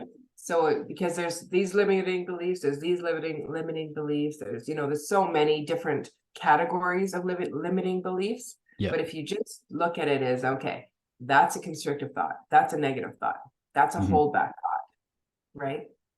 So when you can actually look at it as, okay, it's holding me back, constrictive thought. Yeah, that thought's holding me from moving forward. Yeah, you do not accept them. You don't accept those thoughts in any way. Okay. Right? You move past them and you say, I'm not, if you have to say it out loud, I'm not accepting that, I'm moving forward. I'm walking in less than 2 years. Yeah. Right. And then that's where I said that little assignment, just do that for yourself and look at all those thoughts. You'll be so mind blown. I every day work on my mindset. I don't ever stop working my mindset. And I, even today, still have constrictive thoughts. I'll have something happen and it's like, oh, well, that's not very nice for that person. Right. But you just have to be aware of it. When you're aware of it, then you can reverse it. Easy to change. Yeah. Yeah. Like I'm to the point now where somebody cuts me off when I'm driving. It's like, I giggle about it. I'm like, all right. You know what I mean? I don't even go there. I don't go there. And, even I do a lot of work with victim services as well. So I have to go to a lot of pretty traumatic events and scenes and things like that. So I'm able to, even those situations, I'm even able to reverse those. Right. And when you just do these exercises daily, do it for a whole week. You'll be like, if you do for a day, like, so tomorrow morning you wake up and you start doing this, you do it for one whole day. I'll be surprised if you don't have over 200 little ticks on your paper. 200. All right. Challenge accepted. Tomorrow I will use this book right here. And every time I have it, I like to think that with all my mindset work, I really like get rid of a lot of those. But I think it's also the concept of taking it from the subconscious kind of constrictive thought and then bringing attention to it, which is hello book. So that it's not longer so much in the subconscious, but it's coming to the conscious, because once it's in the conscious, you can change it and shift it. And Absolutely. I think again, I think I don't have many thoughts that are constricting, but maybe when I'm bringing awareness to it, I'll be surprised that how many are hanging around in that subconscious thought. So tomorrow I will do that challenge and I will let you know how it goes. I'll send you a picture or something with the amount of ticks that I've got. And but the thing is too, okay, this is what I was taught years ago about this little assignment. You have to be honest with yourself. Yeah, I think that's the key to most of these things, right? And when I first did it, I was like, when I first did it, I was going, oh my goodness, I'm not going to put that tick down. Like, this person is going to hate me because I have so much. My first time that I did it was close to 17 years ago.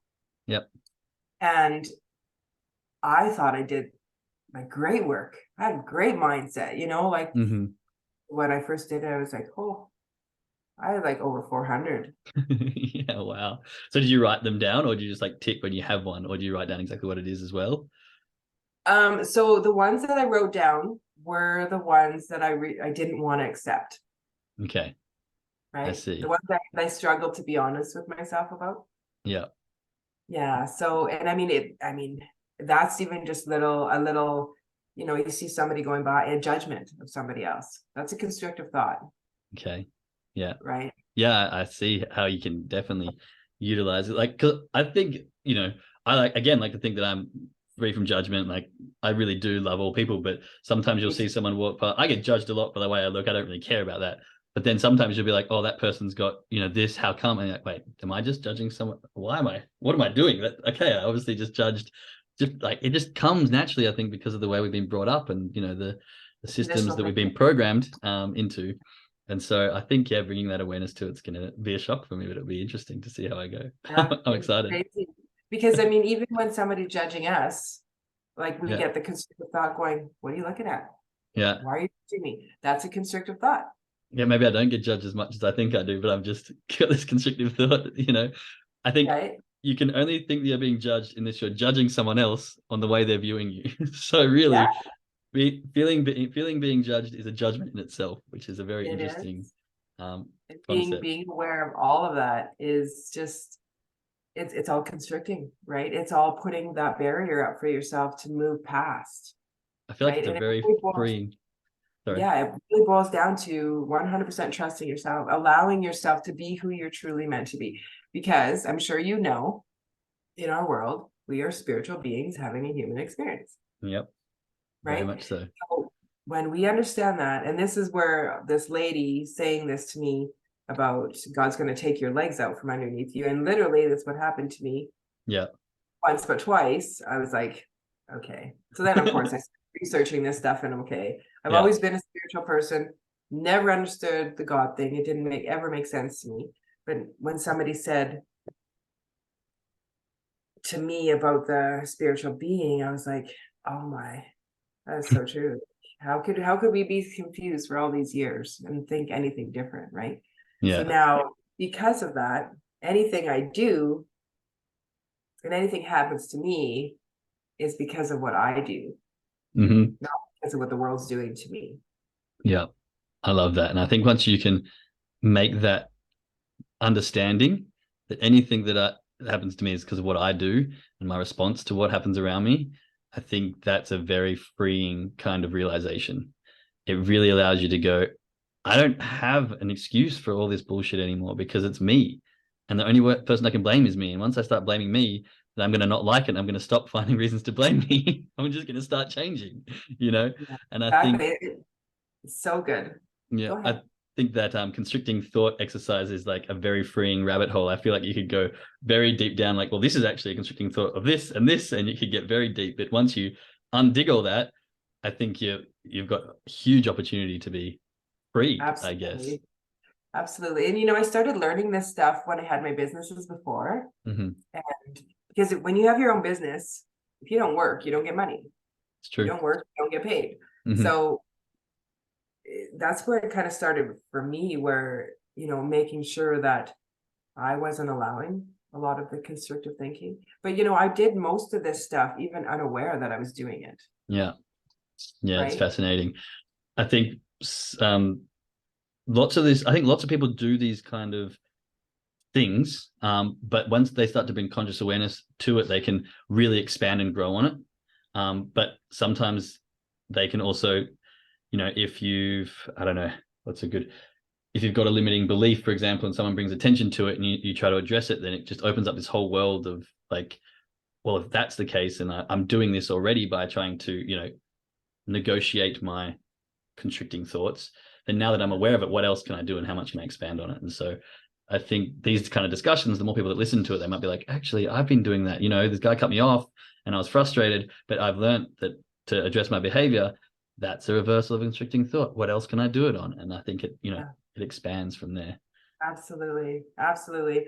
Yeah. So that's kind of, I started out with just teaching this stuff to businesses and kids Mm-hmm. here in town. And now I'm in the process of building the programs to teach it to the world, because I love that. I just think that everybody needs to find themselves again, because I think with all the traditional thinking and the program that we've had throughout the world, that I'm we've lost. been taking away from ourselves. Mm-hmm. They've taken us away from ourselves. The people that have programmed us. And I mean, I'm a like a real life example that trauma, abuse, everything bad, Mm-hmm. right? I probably had so much bad stuff for me that's happened to me in my life that it would amount up to 10 people, Yeah. right? But I just refuse to be that victim, because it's not about the victim. It happened, it's over. Yeah. I can live there. And it's a lot of the power of the forgiving, and people that don't understand the power of the forgiving, what it actually does, right? So I've done that from a young age, Mm-hmm. right? The Yeah. person that abused me when I was a child became my best friend before he passed, Wow. right? And that was Incredible. my own doing. I think I've got this two dart theory, and it's pretty much exactly along this. Like, guess we get hit with something. That's the first dart. The second, third, fourth dart is completely our own doing. How much do we want to hurt from it? How much do we want to make ourselves relive the pain? How much do we want to blame ourselves or let ourselves get depressed or feel self-pity for it? Like the first dart, that you can take that. Sometimes that shit happens. But Yeah, the second, third, fourth, fifth darts, however many times you want to throw it at yourself, that's all on you. And as soon as you absolutely. realize that, make sure you only take one dart. Yeah, absolutely. Don't inflict Absolutely. your own pain. Exactly. Yeah, Yeah. exactly. So Yeah. I'm going to move on a bit because we've been on here for a while. I'm sure we've taken up a Sure. lot of your time. I'm absolutely loving it here. Funny, one of the next question I've got here is self-sabotage, negative self-talk. Did you struggle with this at all, and how did you break out of it? I think you've explained all that pretty bloody sufficiently in this little exercise. So I'm very much looking forward to giving that a crack. In regards to the trading, so we are kind of coming up a little bit on 2 hours. So I'll try to wrap it up a little bit here. Um, I've got a few sort of quicker answer questions that are kind of related about trading and teaching some stuff. But why don't we talk a little bit about, before we get into that, your loss? I believe you had a pretty big loss. And I think Oh, most traders who come from very little to quite a lot have some stories of big losses and some things. And I think also it can break people when they have these losses, or they go through a hot stage and then they start to not trade well. So tell me about your biggest loss, and then kind of how you recuperated and what your mindset was like during that time, if you don't mind. absolutely. It was very horrifying and traumatic. Absolutely. So being being a successful trader, I've disciplined myself so strong that I never ever would veer away while I was trading. Mhm. Never ever. But Christmas last year, Yeah. um, So this is yeah, what, 7 months ago? yeah. So Yeah. I was in, decided to do some trading, and next thing you know, I'm a scalper, so I'm in and out.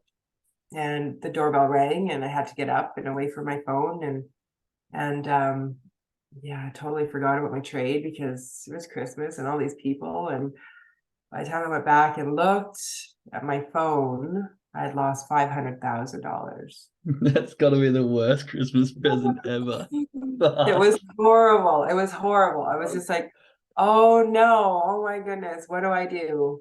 That would have been what, like 20 minutes or something as well. Like that's a lot. Well, I don't know how long it was, but an hour or Yeah, so.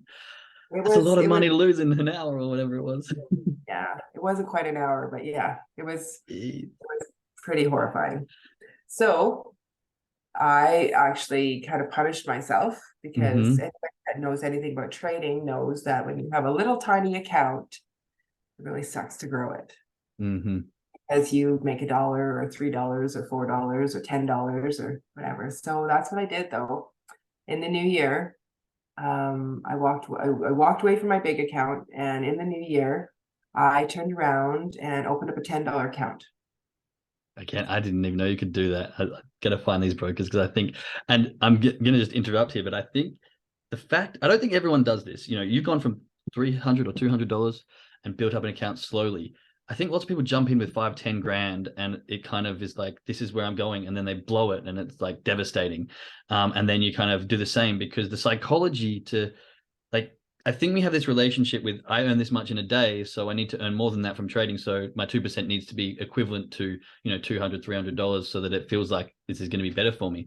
But I think everyone that I've spoken to so far that's seven figures who's really gotten discipline has gone from 200 and been okay with their 2% being $1, $2 a day. And I think that's where the discipline is found, I think. And that's what I might have to try to do myself to find that discipline, because you did it, had a big loss, and then you said to punish yourself, you've gone back to find that discipline by doing a $10 account, which is insane. But go on, please tell me how that went. Yeah, and you know, it's totally true because people that I've seen go in with $5,000 and $10,000. Me too. I see them. They'll get it up there, and then boom, it's gone. Like I know people that have had a I 5, did that. yeah, and they got it up to $60,000, and boom, it's gone because they don't have the discipline. So when you have a small account, you have to actually, and I'm being a scalper or whatever kind of trader you are, you have got to be disciplined. You Mm-hmm. have to learn to discipline. You have to watch the trade. You don't walk away from the trade. Another thing too is I don't use stop loss or take profits in my trading. Don't So use a stop loss. One you no. what? So Blows my I mind. totally watch my trades like Okay. from start to finish. And so my trades will be like max 15 minutes Mm-hmm. for a trade, right? Then Yeah. I mean, sometimes it's a lot faster than that now, but so yeah, like this $10 account, I need to go back into this $10 account so I could, have rebuild that discipline for myself because I was having a large account, it's kind of like you almost get cocky, Mm-hmm. right? You just whatever, I'm just going to do it, and I Probably reach thought, oh, max lots as well, don't you? So you kind of don't yeah, have the much a risk in it, in a sense. no, and I mean, so and then when I do a loss, it's like that. Even the $500,000 loss, it was like I started with $200, Yeah. right? So Yeah. it's like that. So then I was like, sorry, $200. So now I got this $500,000 loss.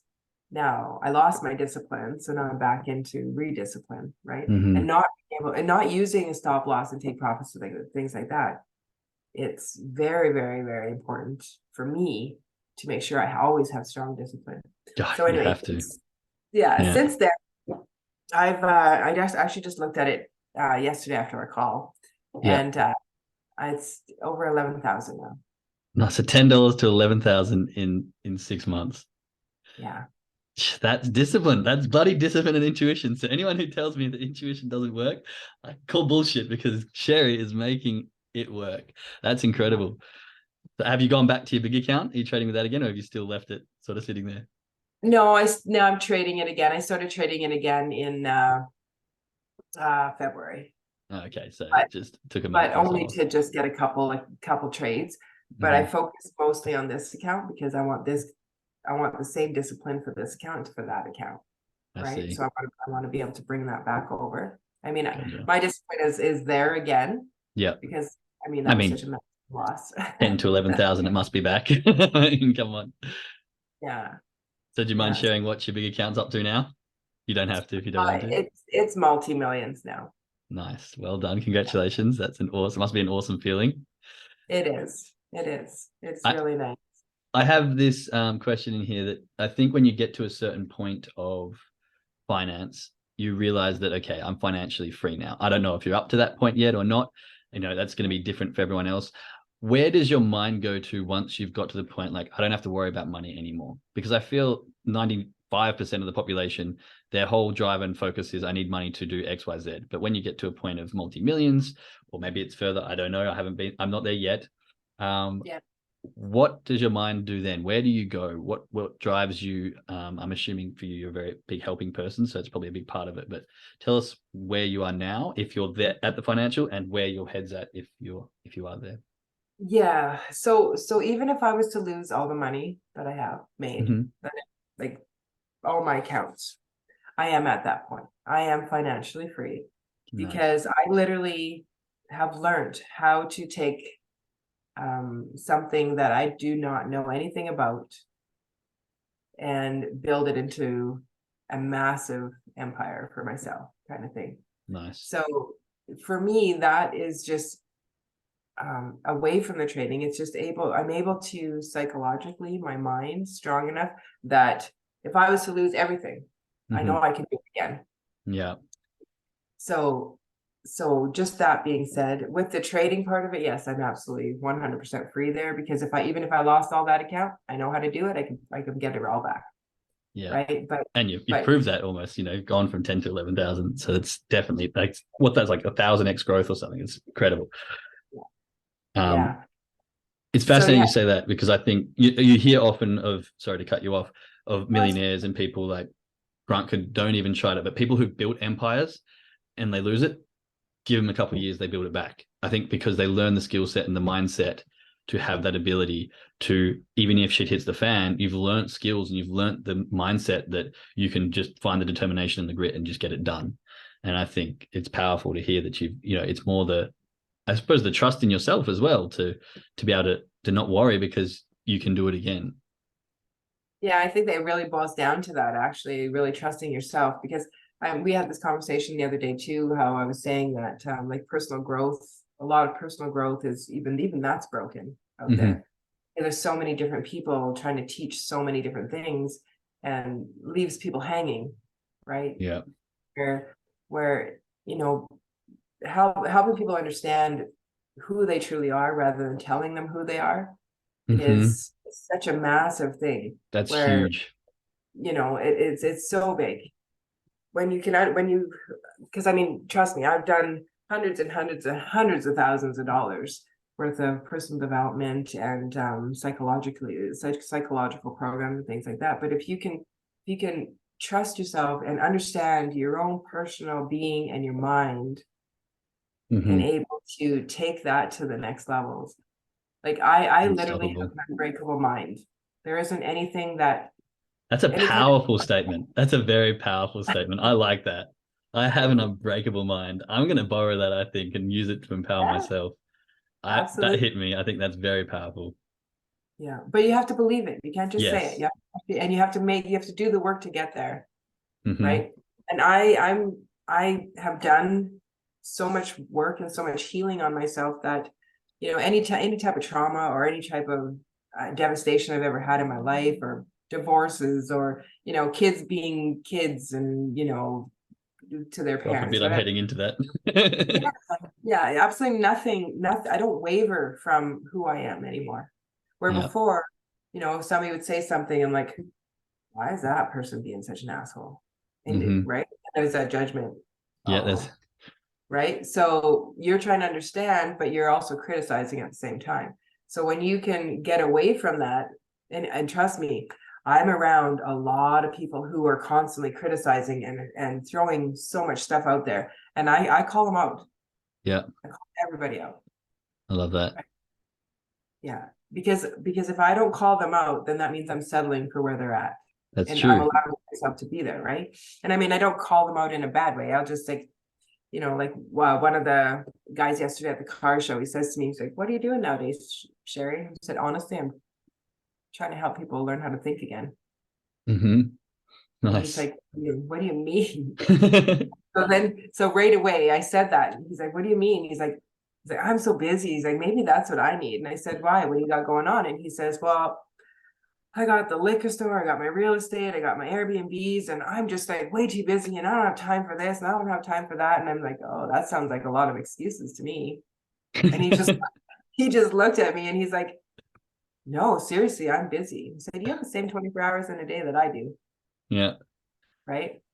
And then, but you're very I selective love that. Yeah, of on who course. you're calling out. You're not just going to say what I just said to. This is the same person, by the way. This is my mentor through learning how to trade. Oh, I see. Nice. Love it. Right. So you've got that relationship now. Yeah. So I Yeah. did call him and he's like, you know what? I think I'm going to sign up for your program. And I'm like, you know what? Because of everything you've done to me, I will teach you my program. I love that. That's awesome.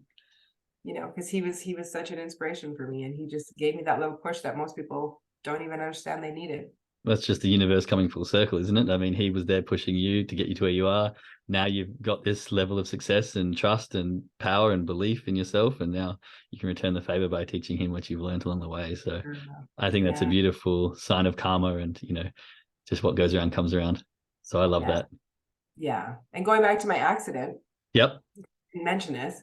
So the surgeon told me I wouldn't walk for 2 years. I was back on my feet in 9 months. 9 months. That's right. I asked you and I never got the answer. When were you back on your feet? 9 months compared to 2 years. I'm so glad you brought that back because I would have left going, when did you walk? Yeah. I was back on my feet and taking baby steps. Yep. Within 9 months. By the time I was actually had the brace off and actually walking, through physio, my physiotherapist, that member we're talking about the manipulative therapy. Mm-hmm. On our last call. So that's all he did on me was manipulative therapy. Oh, wow. And what that is energy healing. Okay. Right. Because I'm a total energy person. So he tried to do the, jump on this treadmill and do these steps. And I just looked at him and I said, I can't, it's not registering with me. Like I can't. So he realized right there that my brain was disconnected to my leg. Very powerful. Okay. Very interesting concept. I like that. It was bizarre because he made me stand in front of him. And this is about a year later, like at the 1 year mark. And he made me stand in front of him and he says to me, Sherry, he said, take a step with your left leg. Take one step towards me with your left leg. That's my bad leg. Mm-hmm. And I couldn't do it. I could not make a step. I could walk, like I could make steps because my right leg would start first before my left leg. Yeah. But when you're told to actually do it, I didn't have that disconnect was there. I couldn't do it. Oh, wow. Interesting. Yeah. Super interesting. So you could walk right foot first and left would kind of like follow suit because it was maybe habitual, but to consciously go psychological. Yeah. That's how you know it.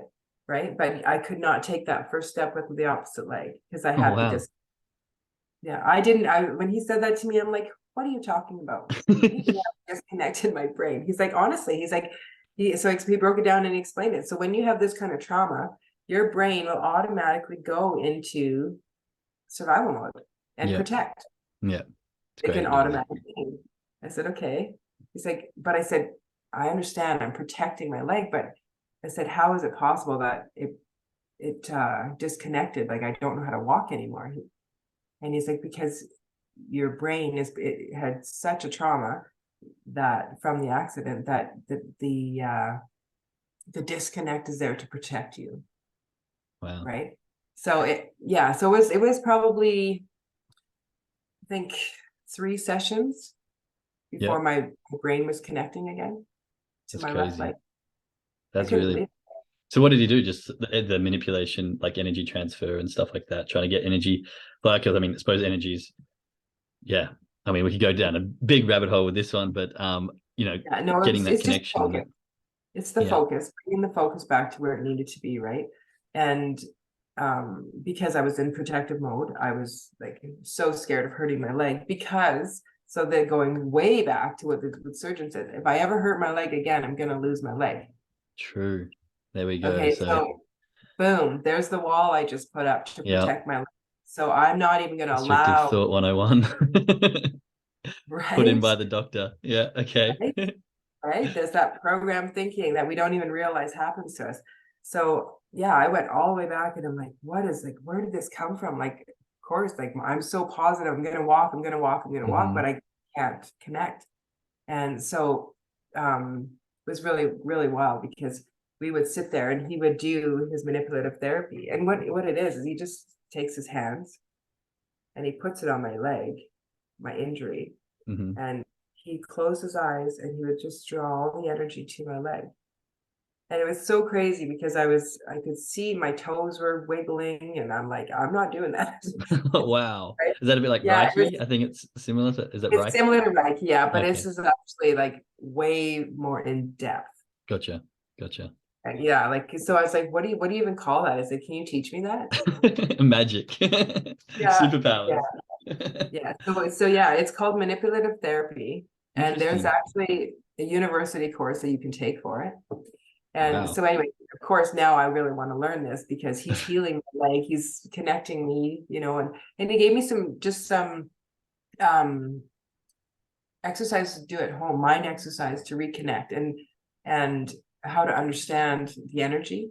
Because I could do it with everything else. And this is, again, goes back to the power of the mind. Because when you have a trauma, your brain will disconnect from that area. Yeah. So, but your power of the mind doesn't know that, right? Because that's a different part.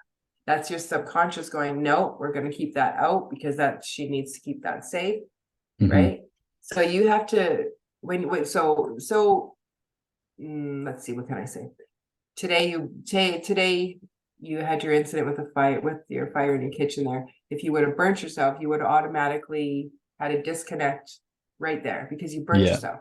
So if you could actually, instead of letting yourself disconnect, you actually focus on that burn or injury, whatever, and I'm healed. And you use your energy goes to that. Okay. Then, because we automatically have a disconnect whenever we have a trauma injury. My wife had an experience like that where she had an injury and she kind of just like, she couldn't figure out what to do or how to do it. And I think she went to a physio, but it wasn't bad enough to get like surgery or anything like that. And she had this moment where she still can't put her finger on it, where she kind of went into this meditation and she just focused on it so intently. And then she was like, no one believes me. I don't know how, but it was just like healed within the next day or two. And I can't understand it. And I can't reenact it, but it's exactly probably that she probably had that brain disconnect from the trauma of the incident or whatever it was. And she managed to make that reconnection. Wow. There you go. She might have an answer to this mysterious healing of hers. Yeah. And when I went back to my surgeon, when I started walking, like it was about a year, just over a year. And I walked into his office. That's so cool. That must be a good feeling. Yeah. Just get down. Sorry, my dog's barking there. That's okay. Yeah. So I walked into his office and he just looked at me. He's like, how is it even possible you're walking? Like, as good as you are. Like, he's like, I get it. Good for you. Like, he's like, I didn't expect you to even be like off crutches yet. That must be such a good feeling. It was. I was like, skip on out of there. Like, that's me. Told you I would. Yeah. So then when I was walking, I was, doing the healing and all the energy stuff with the doctor, because I was now connecting my mind to his mind and to the energy of like putting all the energy into my leg. It just helped us heal that much faster. Yeah. And so at my 2-year mark, when I went for my 2-year checkup, when the Mm-hmm. doctor said I would finally be walking, Yeah. he's like, well, I don't need to see you anymore. Then I had another disconnect, Okay. right? Because Yeah. now I have to disconnect with, oh no, now I'm really on my own. Yeah. What if something happens, right? So it was another disconnect, and I had to rethink that, and I had to bring myself, okay, I got this. Like, why am I? But that's that's what we naturally do to protect ourselves. So We all, fascinating. yeah, we always look for outside people to help us and for that little tiny bit of security that we need, right? Mm-hmm. Again, traditional thinking. Yeah. And I mean, that comes down to like the primal instincts of, when we're primates, and if you get marginalized on your own, you're probably going to die, I guess, as well. So there's probably that natural belief system built into Yeah. us from a long time ago. But that's blows my mind, and I find that so fascinating. Thanks for sharing. I think I've taken so much away from this call. My book is absolutely full. You've got so much information to provide. We've been here for 2 hours, and I could honestly keep talking for even longer, but I'm going to fire some of these quick questions at you, just kind of Yeah, shorter absolutely. answers, mainly based around trading. And then I've got 2 questions that I finish every kind of interview with. So we'll hit with them, and then we'll probably wrap it up there. But just moving into these. So what was the hardest thing for you to overcome as a trader? I mean, I know you've had some big things personal, but as a trader. I would say as a trader, for me to overcome, I was just not giving up. Not giving up. Yeah, Yeah. I think that's It a big was, one for so many people quit. yeah, it was so hard, and it was literally a different language to me. Mm-hmm. And my mind being as weak as it was, I didn't want to learn something new. I didn't feel I had the mental capacity to learn, but um I had the determination and the persistence. Love it. Okay. What was one thing you wish you were told or knew when you first started trading? How hard it was really going to be. I have this as well, because I got brought in through the falsified dream of like you'll be a millionaire in 3 months, right? And don't get me wrong, it can be easy, I think, if you've got the right mindset to make it for yourself. But I think a lot of people get lulled into a false insecurity coming in, and they think it's going to be super easy. And I kind of wish a part of me was told a bit more of the reality of what I'd have to do going into this. I mean, I'm definitely on my path now. There's no way I'm quitting now. I've gotten past that stage, but there were many times where I was almost about to quit. And I think probably from the same thing, if I had known that, maybe I would have been more prepared, but also maybe I wouldn't have started if I had have known how hard. So who knows, I guess. Yeah, I've got to absolutely. see the silver lining, right? Yeah, absolutely. What is one message or lesson you wish you could just implant into those learning to trade, into the Trust mind of yourself. those? Trust yourself. Yeah. I, Trust th- I yourself. thought that might be it. Trust yourself and follow your intuition, right? Just like the trusting yourself and following the process. Those are Yeah. two things. Trusting Those are yourself and following the process. Yeah, those are two things, because it seems like more and more people, and they're doing this and this and this, and they're just jumping all over. And you said you've done it yourself as well. Yep. You got to find something that works with you and then follow that process. Yeah. Don't jump from, like most of us only do like 1 or 2 currencies, and that's Mm-hmm. it, right? Most of us that are really successful only do 1 or 2, Yeah. because we're still learning too, right? So I strongly tell people, pick a currency, pick, 1 or 2, learn it, and that's it. Don't jump from this strategy to that strategy, you know what I mean? Like, just Yeah. follow your, yeah. Just stick to it and just learn it so your intuition knows what it's doing. Yeah. I love it. Okay. We've already got a time frame of your growth, which was extremely quick. Um, how long? So you said you opened a live account after 3 months, but how long do you think it took to really click and start making sense to you and start growing? Or was it kind of when you opened the live account, it clicked and you were going? Good gosh, no. When I opened my live account, I only opened my live account because I didn't want to play around with the demo account. Okay. I wanted to I felt that the demo account was more of a, if I didn't understand it over here, then I would jump back to my demo. And to this day, I still have a demo account. Mm-hmm. I think It's, it's important. Yeah. yeah, it's very important. But I think it was, oh, there we go. I think it was probably, I would say at least another 6 months before I actually got it. Oh, really? Did you Yeah. have growth during while you were trying to like get it, or was it like Oh yeah, It was yeah, sort because of I jumped in that. stagnant, and then I clicked and grew. No, it was when I jumped in that HFX boot camp Yep. at the beginning when they still had HFX. That's when I really, because they were talking my language more so Okay. during the boot camp, during those calls. So it was making more sense to me. So when I was looking at my phone, I'm like, oh, okay, that's what I'm seeing. That's what, Hmm. it started to make sense. Because like I said, I couldn't jump in and actually really pay attention to the educators during the day. Yeah. So I did the nighttime call with on the boot camp, and that's when everything started to make sense. So it was about halfway through that boot camp. So yeah, it was probably, and it was an 8-week boot camp. So it was probably 6 months once after 6 months is when it really started to make sense. And Nice. it was all the pieces were starting to come together. Wow. So For sure. yeah, definitely had some quick growth then if it still took you. So Yeah. 3 months in demo, then 6 months sort of trading live, and then Well, really 6 months of real strong yeah. growth. So 6 months from the time I opened my live account is Okay, when gotcha. that's when it really took off, right? Because Wow. right after that was with a boot camp, right as soon as I Hmm. opened the boot camp, and then it was the 8 weeks of growth and understanding, and then it was like boom, it just by 6 months it was already, I think I was already at 6 figures. Wow. So just going back a bit, what's your risk like? Do you have like a risk percentage per trade or something like that? Do you have risk management, or you just go, I'm going to hit the button at this random amount, whatever my intuition tells me? Yeah. That's So terrifying. it is very terrifying. I have my trades set all the same all the time. And if I have any type of uncertainty, I may lower it, but Hmm. for the most part, I don't. I just leave it. But you must increase that as your account grows, correct? Or are you just from the start, you've just been trading like the same amount of lots?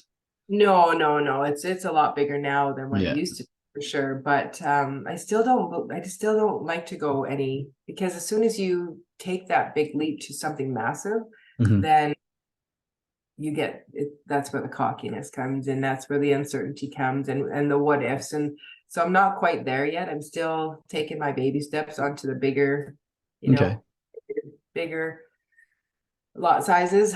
Hmm. But I do have quite large lot sizes. I feel I'm quite comfortable where I'm at. I don't think I need to go any more than what I'm at. With your growth, I don't think you do either. I think if you're comfortable, that's the sweet spot because it's working. All right. One of the biggest life lessons you have. What is one of the biggest life lessons you've got from learning to trade? I mean, you've got a lot of life lessons from life, but what have you taken away from trading? Anything is possible. Okay, Literally, nice. absolutely anything is possible. Like, from my accident to going to from nothing. I know absolutely nothing about trading, markets, stocks, nothing, to Hmm. being that. And I still don't know a lot about trading. Like I can jump on some of the other educators' calls and I'm like, I don't know what to talk about. You don't know a lot, Right. you just know the right things. You know what you need to know, and that's the key. Yeah. That's so powerful. I think that's so cool. It's still terrifying. I don't get it, but I hopefully will once I start digging into my intuition. And then this last one is basically once you reach that financial freedom bit, which we spoke about before. So my final two questions, which I ask everyone, what would be one thing that you would go back to tell your 17-year-old self, but maybe in this case we can say 11-year-old self, if you could go back and tell yourself something now? Hmm. Hmm. Just never give up. Never give up. I feel Yeah. like you'd never gave up anyway. You've come through so much. I feel like you maybe already had No, that in your subconscious. That's cool. no, it's really never give up and believe in yourself. Those are my two key things that I tell everybody. I Nice. can't express how important it is to truly believe in yourself. And because we're so um again programmed to believe that we're something different than who we truly are. Hmm. That's yeah. I think I like the way you say truly believe in yourself as well, because I think a lot of people say they believe in themselves and like consciously do, maybe they like tell themselves that they believe in themselves, but I think it's a different level when you truly believe it, like from your internal, like from your subconscious, from your core, from your heart, from soul, whatever you want to call it. When you believe at that level, it's just a whole different ball game. And I think your mind is in a different place. Your attitude toward things are in a different place. There's no second guessing. It's just, there's no hesitation either. And I like the way you say truly believe in yourself, because I think this is a bit of a, I don't want to say sugar-coated concept, because you do hear believe in yourself a lot and people go, okay, yes, I believe in myself. And then if they're being honest with themselves, it's like, I'm just kind of saying that out loud. I don't actually believe I can do it. And I think therein lies the real key to success in my books. Absolutely, 100%. Because when you truly believe in yourself, it's literally an unwavering belief. Mm-hmm. You can't just be positive. A lot of people think that, oh, if you're positive, then you believe. If you're always putting good out there, you believe. But when you truly believe, it really and truly means that you cannot be persuaded, you cannot be manipulated, you cannot be, somebody calls you names, somebody says something to you or says you're not good enough or you'll never amount to anything. You believe, better. You literally let this stuff roll off your shoulders. What if it does back? Yeah, it's not even something that is possible for your mind to absorb. And I think that's been a point for me for when I can sort of gauge if I truly believe in it. Because if someone gives me flack or someone, throws a comment at me and I feel defensive, then I clearly don't believe it. Because if I did, I'd be like, whatever, say whatever the fuck you want. I don't care. I believe it. So it doesn't matter. What you say means zero to me. But if I find myself defending myself or trying to prove to them why, then I think when I do that, I don't truly believe. I think I'm still consciously believing and needing to, I think I explain it to them to explain it to myself deep down. And so whenever someone gives me a comment, and this is one thing, what do you do with the haters and all that sort of stuff? I think if you're feeling offended by it or you're getting hurt by it, yes, things can hurt, but maybe check your own belief in it, because if you truly believed it, it wouldn't mean shit to you what they say. But when you don't believe it and you feel like you're trying to find that belief, then you can get offended by it and maybe oh, maybe I'm wrong, maybe I'm not. And that's where the self-doubt comes in. So I like the way you say truly believe in it. That's why it hit me and I wanted to bring it up. But I think just even speaking to you in this conversation, that when that hits you of I'm offended by this, I need to defend myself, then you probably don't have that true belief. Would you agree with that maybe? Yeah, I do agree with that, because a lot of times when somebody will try to hit me or knock me down or whatever, and of course it still happens, I'll literally just say thank you. Yeah, I think that's powerful. Because it doesn't matter what they say, right? That's their own judgment. They don't know me, right? So if somebody's going to say something, it's obviously their belief, because they're unknowingly belief, I guess we could say. Yeah. Right. Yeah, they really don't know. For somebody to say something about you when you are very confident and you're very, I'm the same person now that I was 30 years ago. And I've had people tell me that, where the person that I am with helping and doing and my confidence is still like it was 30 years ago. The only difference for now is I actually understand why I'm this way. Okay. And how I managed to be this way. Do you think you're actually the same person, or do you think there's still the very core aspects of you that have just grown over time so much that you can't see the difference, because inside you are the exact same person, but all these other lessons are built on top.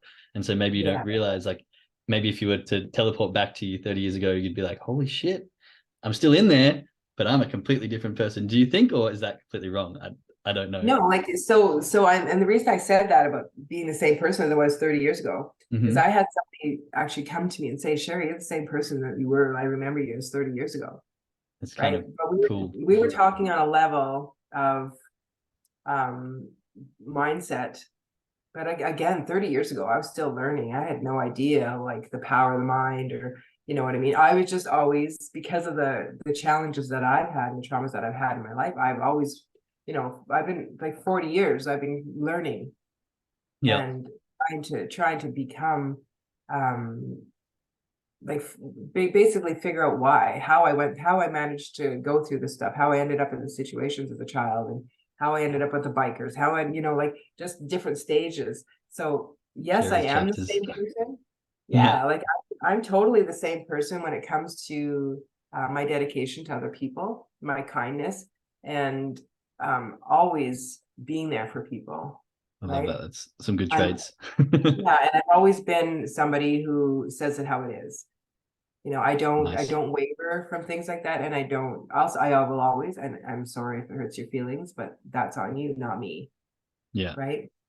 It's so So true though. If you say something that offends someone, it's probably because it's struck a chord with them and it's a truth or a belief that they're kind of hurting on the inside. I mean, I guess if you say it with malice or with, negative intent, that's a different story. But if you're saying something just honest and truthful to try and help, I think when people get offended by that, it's as you say, that's on you, because it only hurts because it's true. Like we said before, if you didn't believe it and it wasn't true, then it wouldn't matter you, the comment that I made.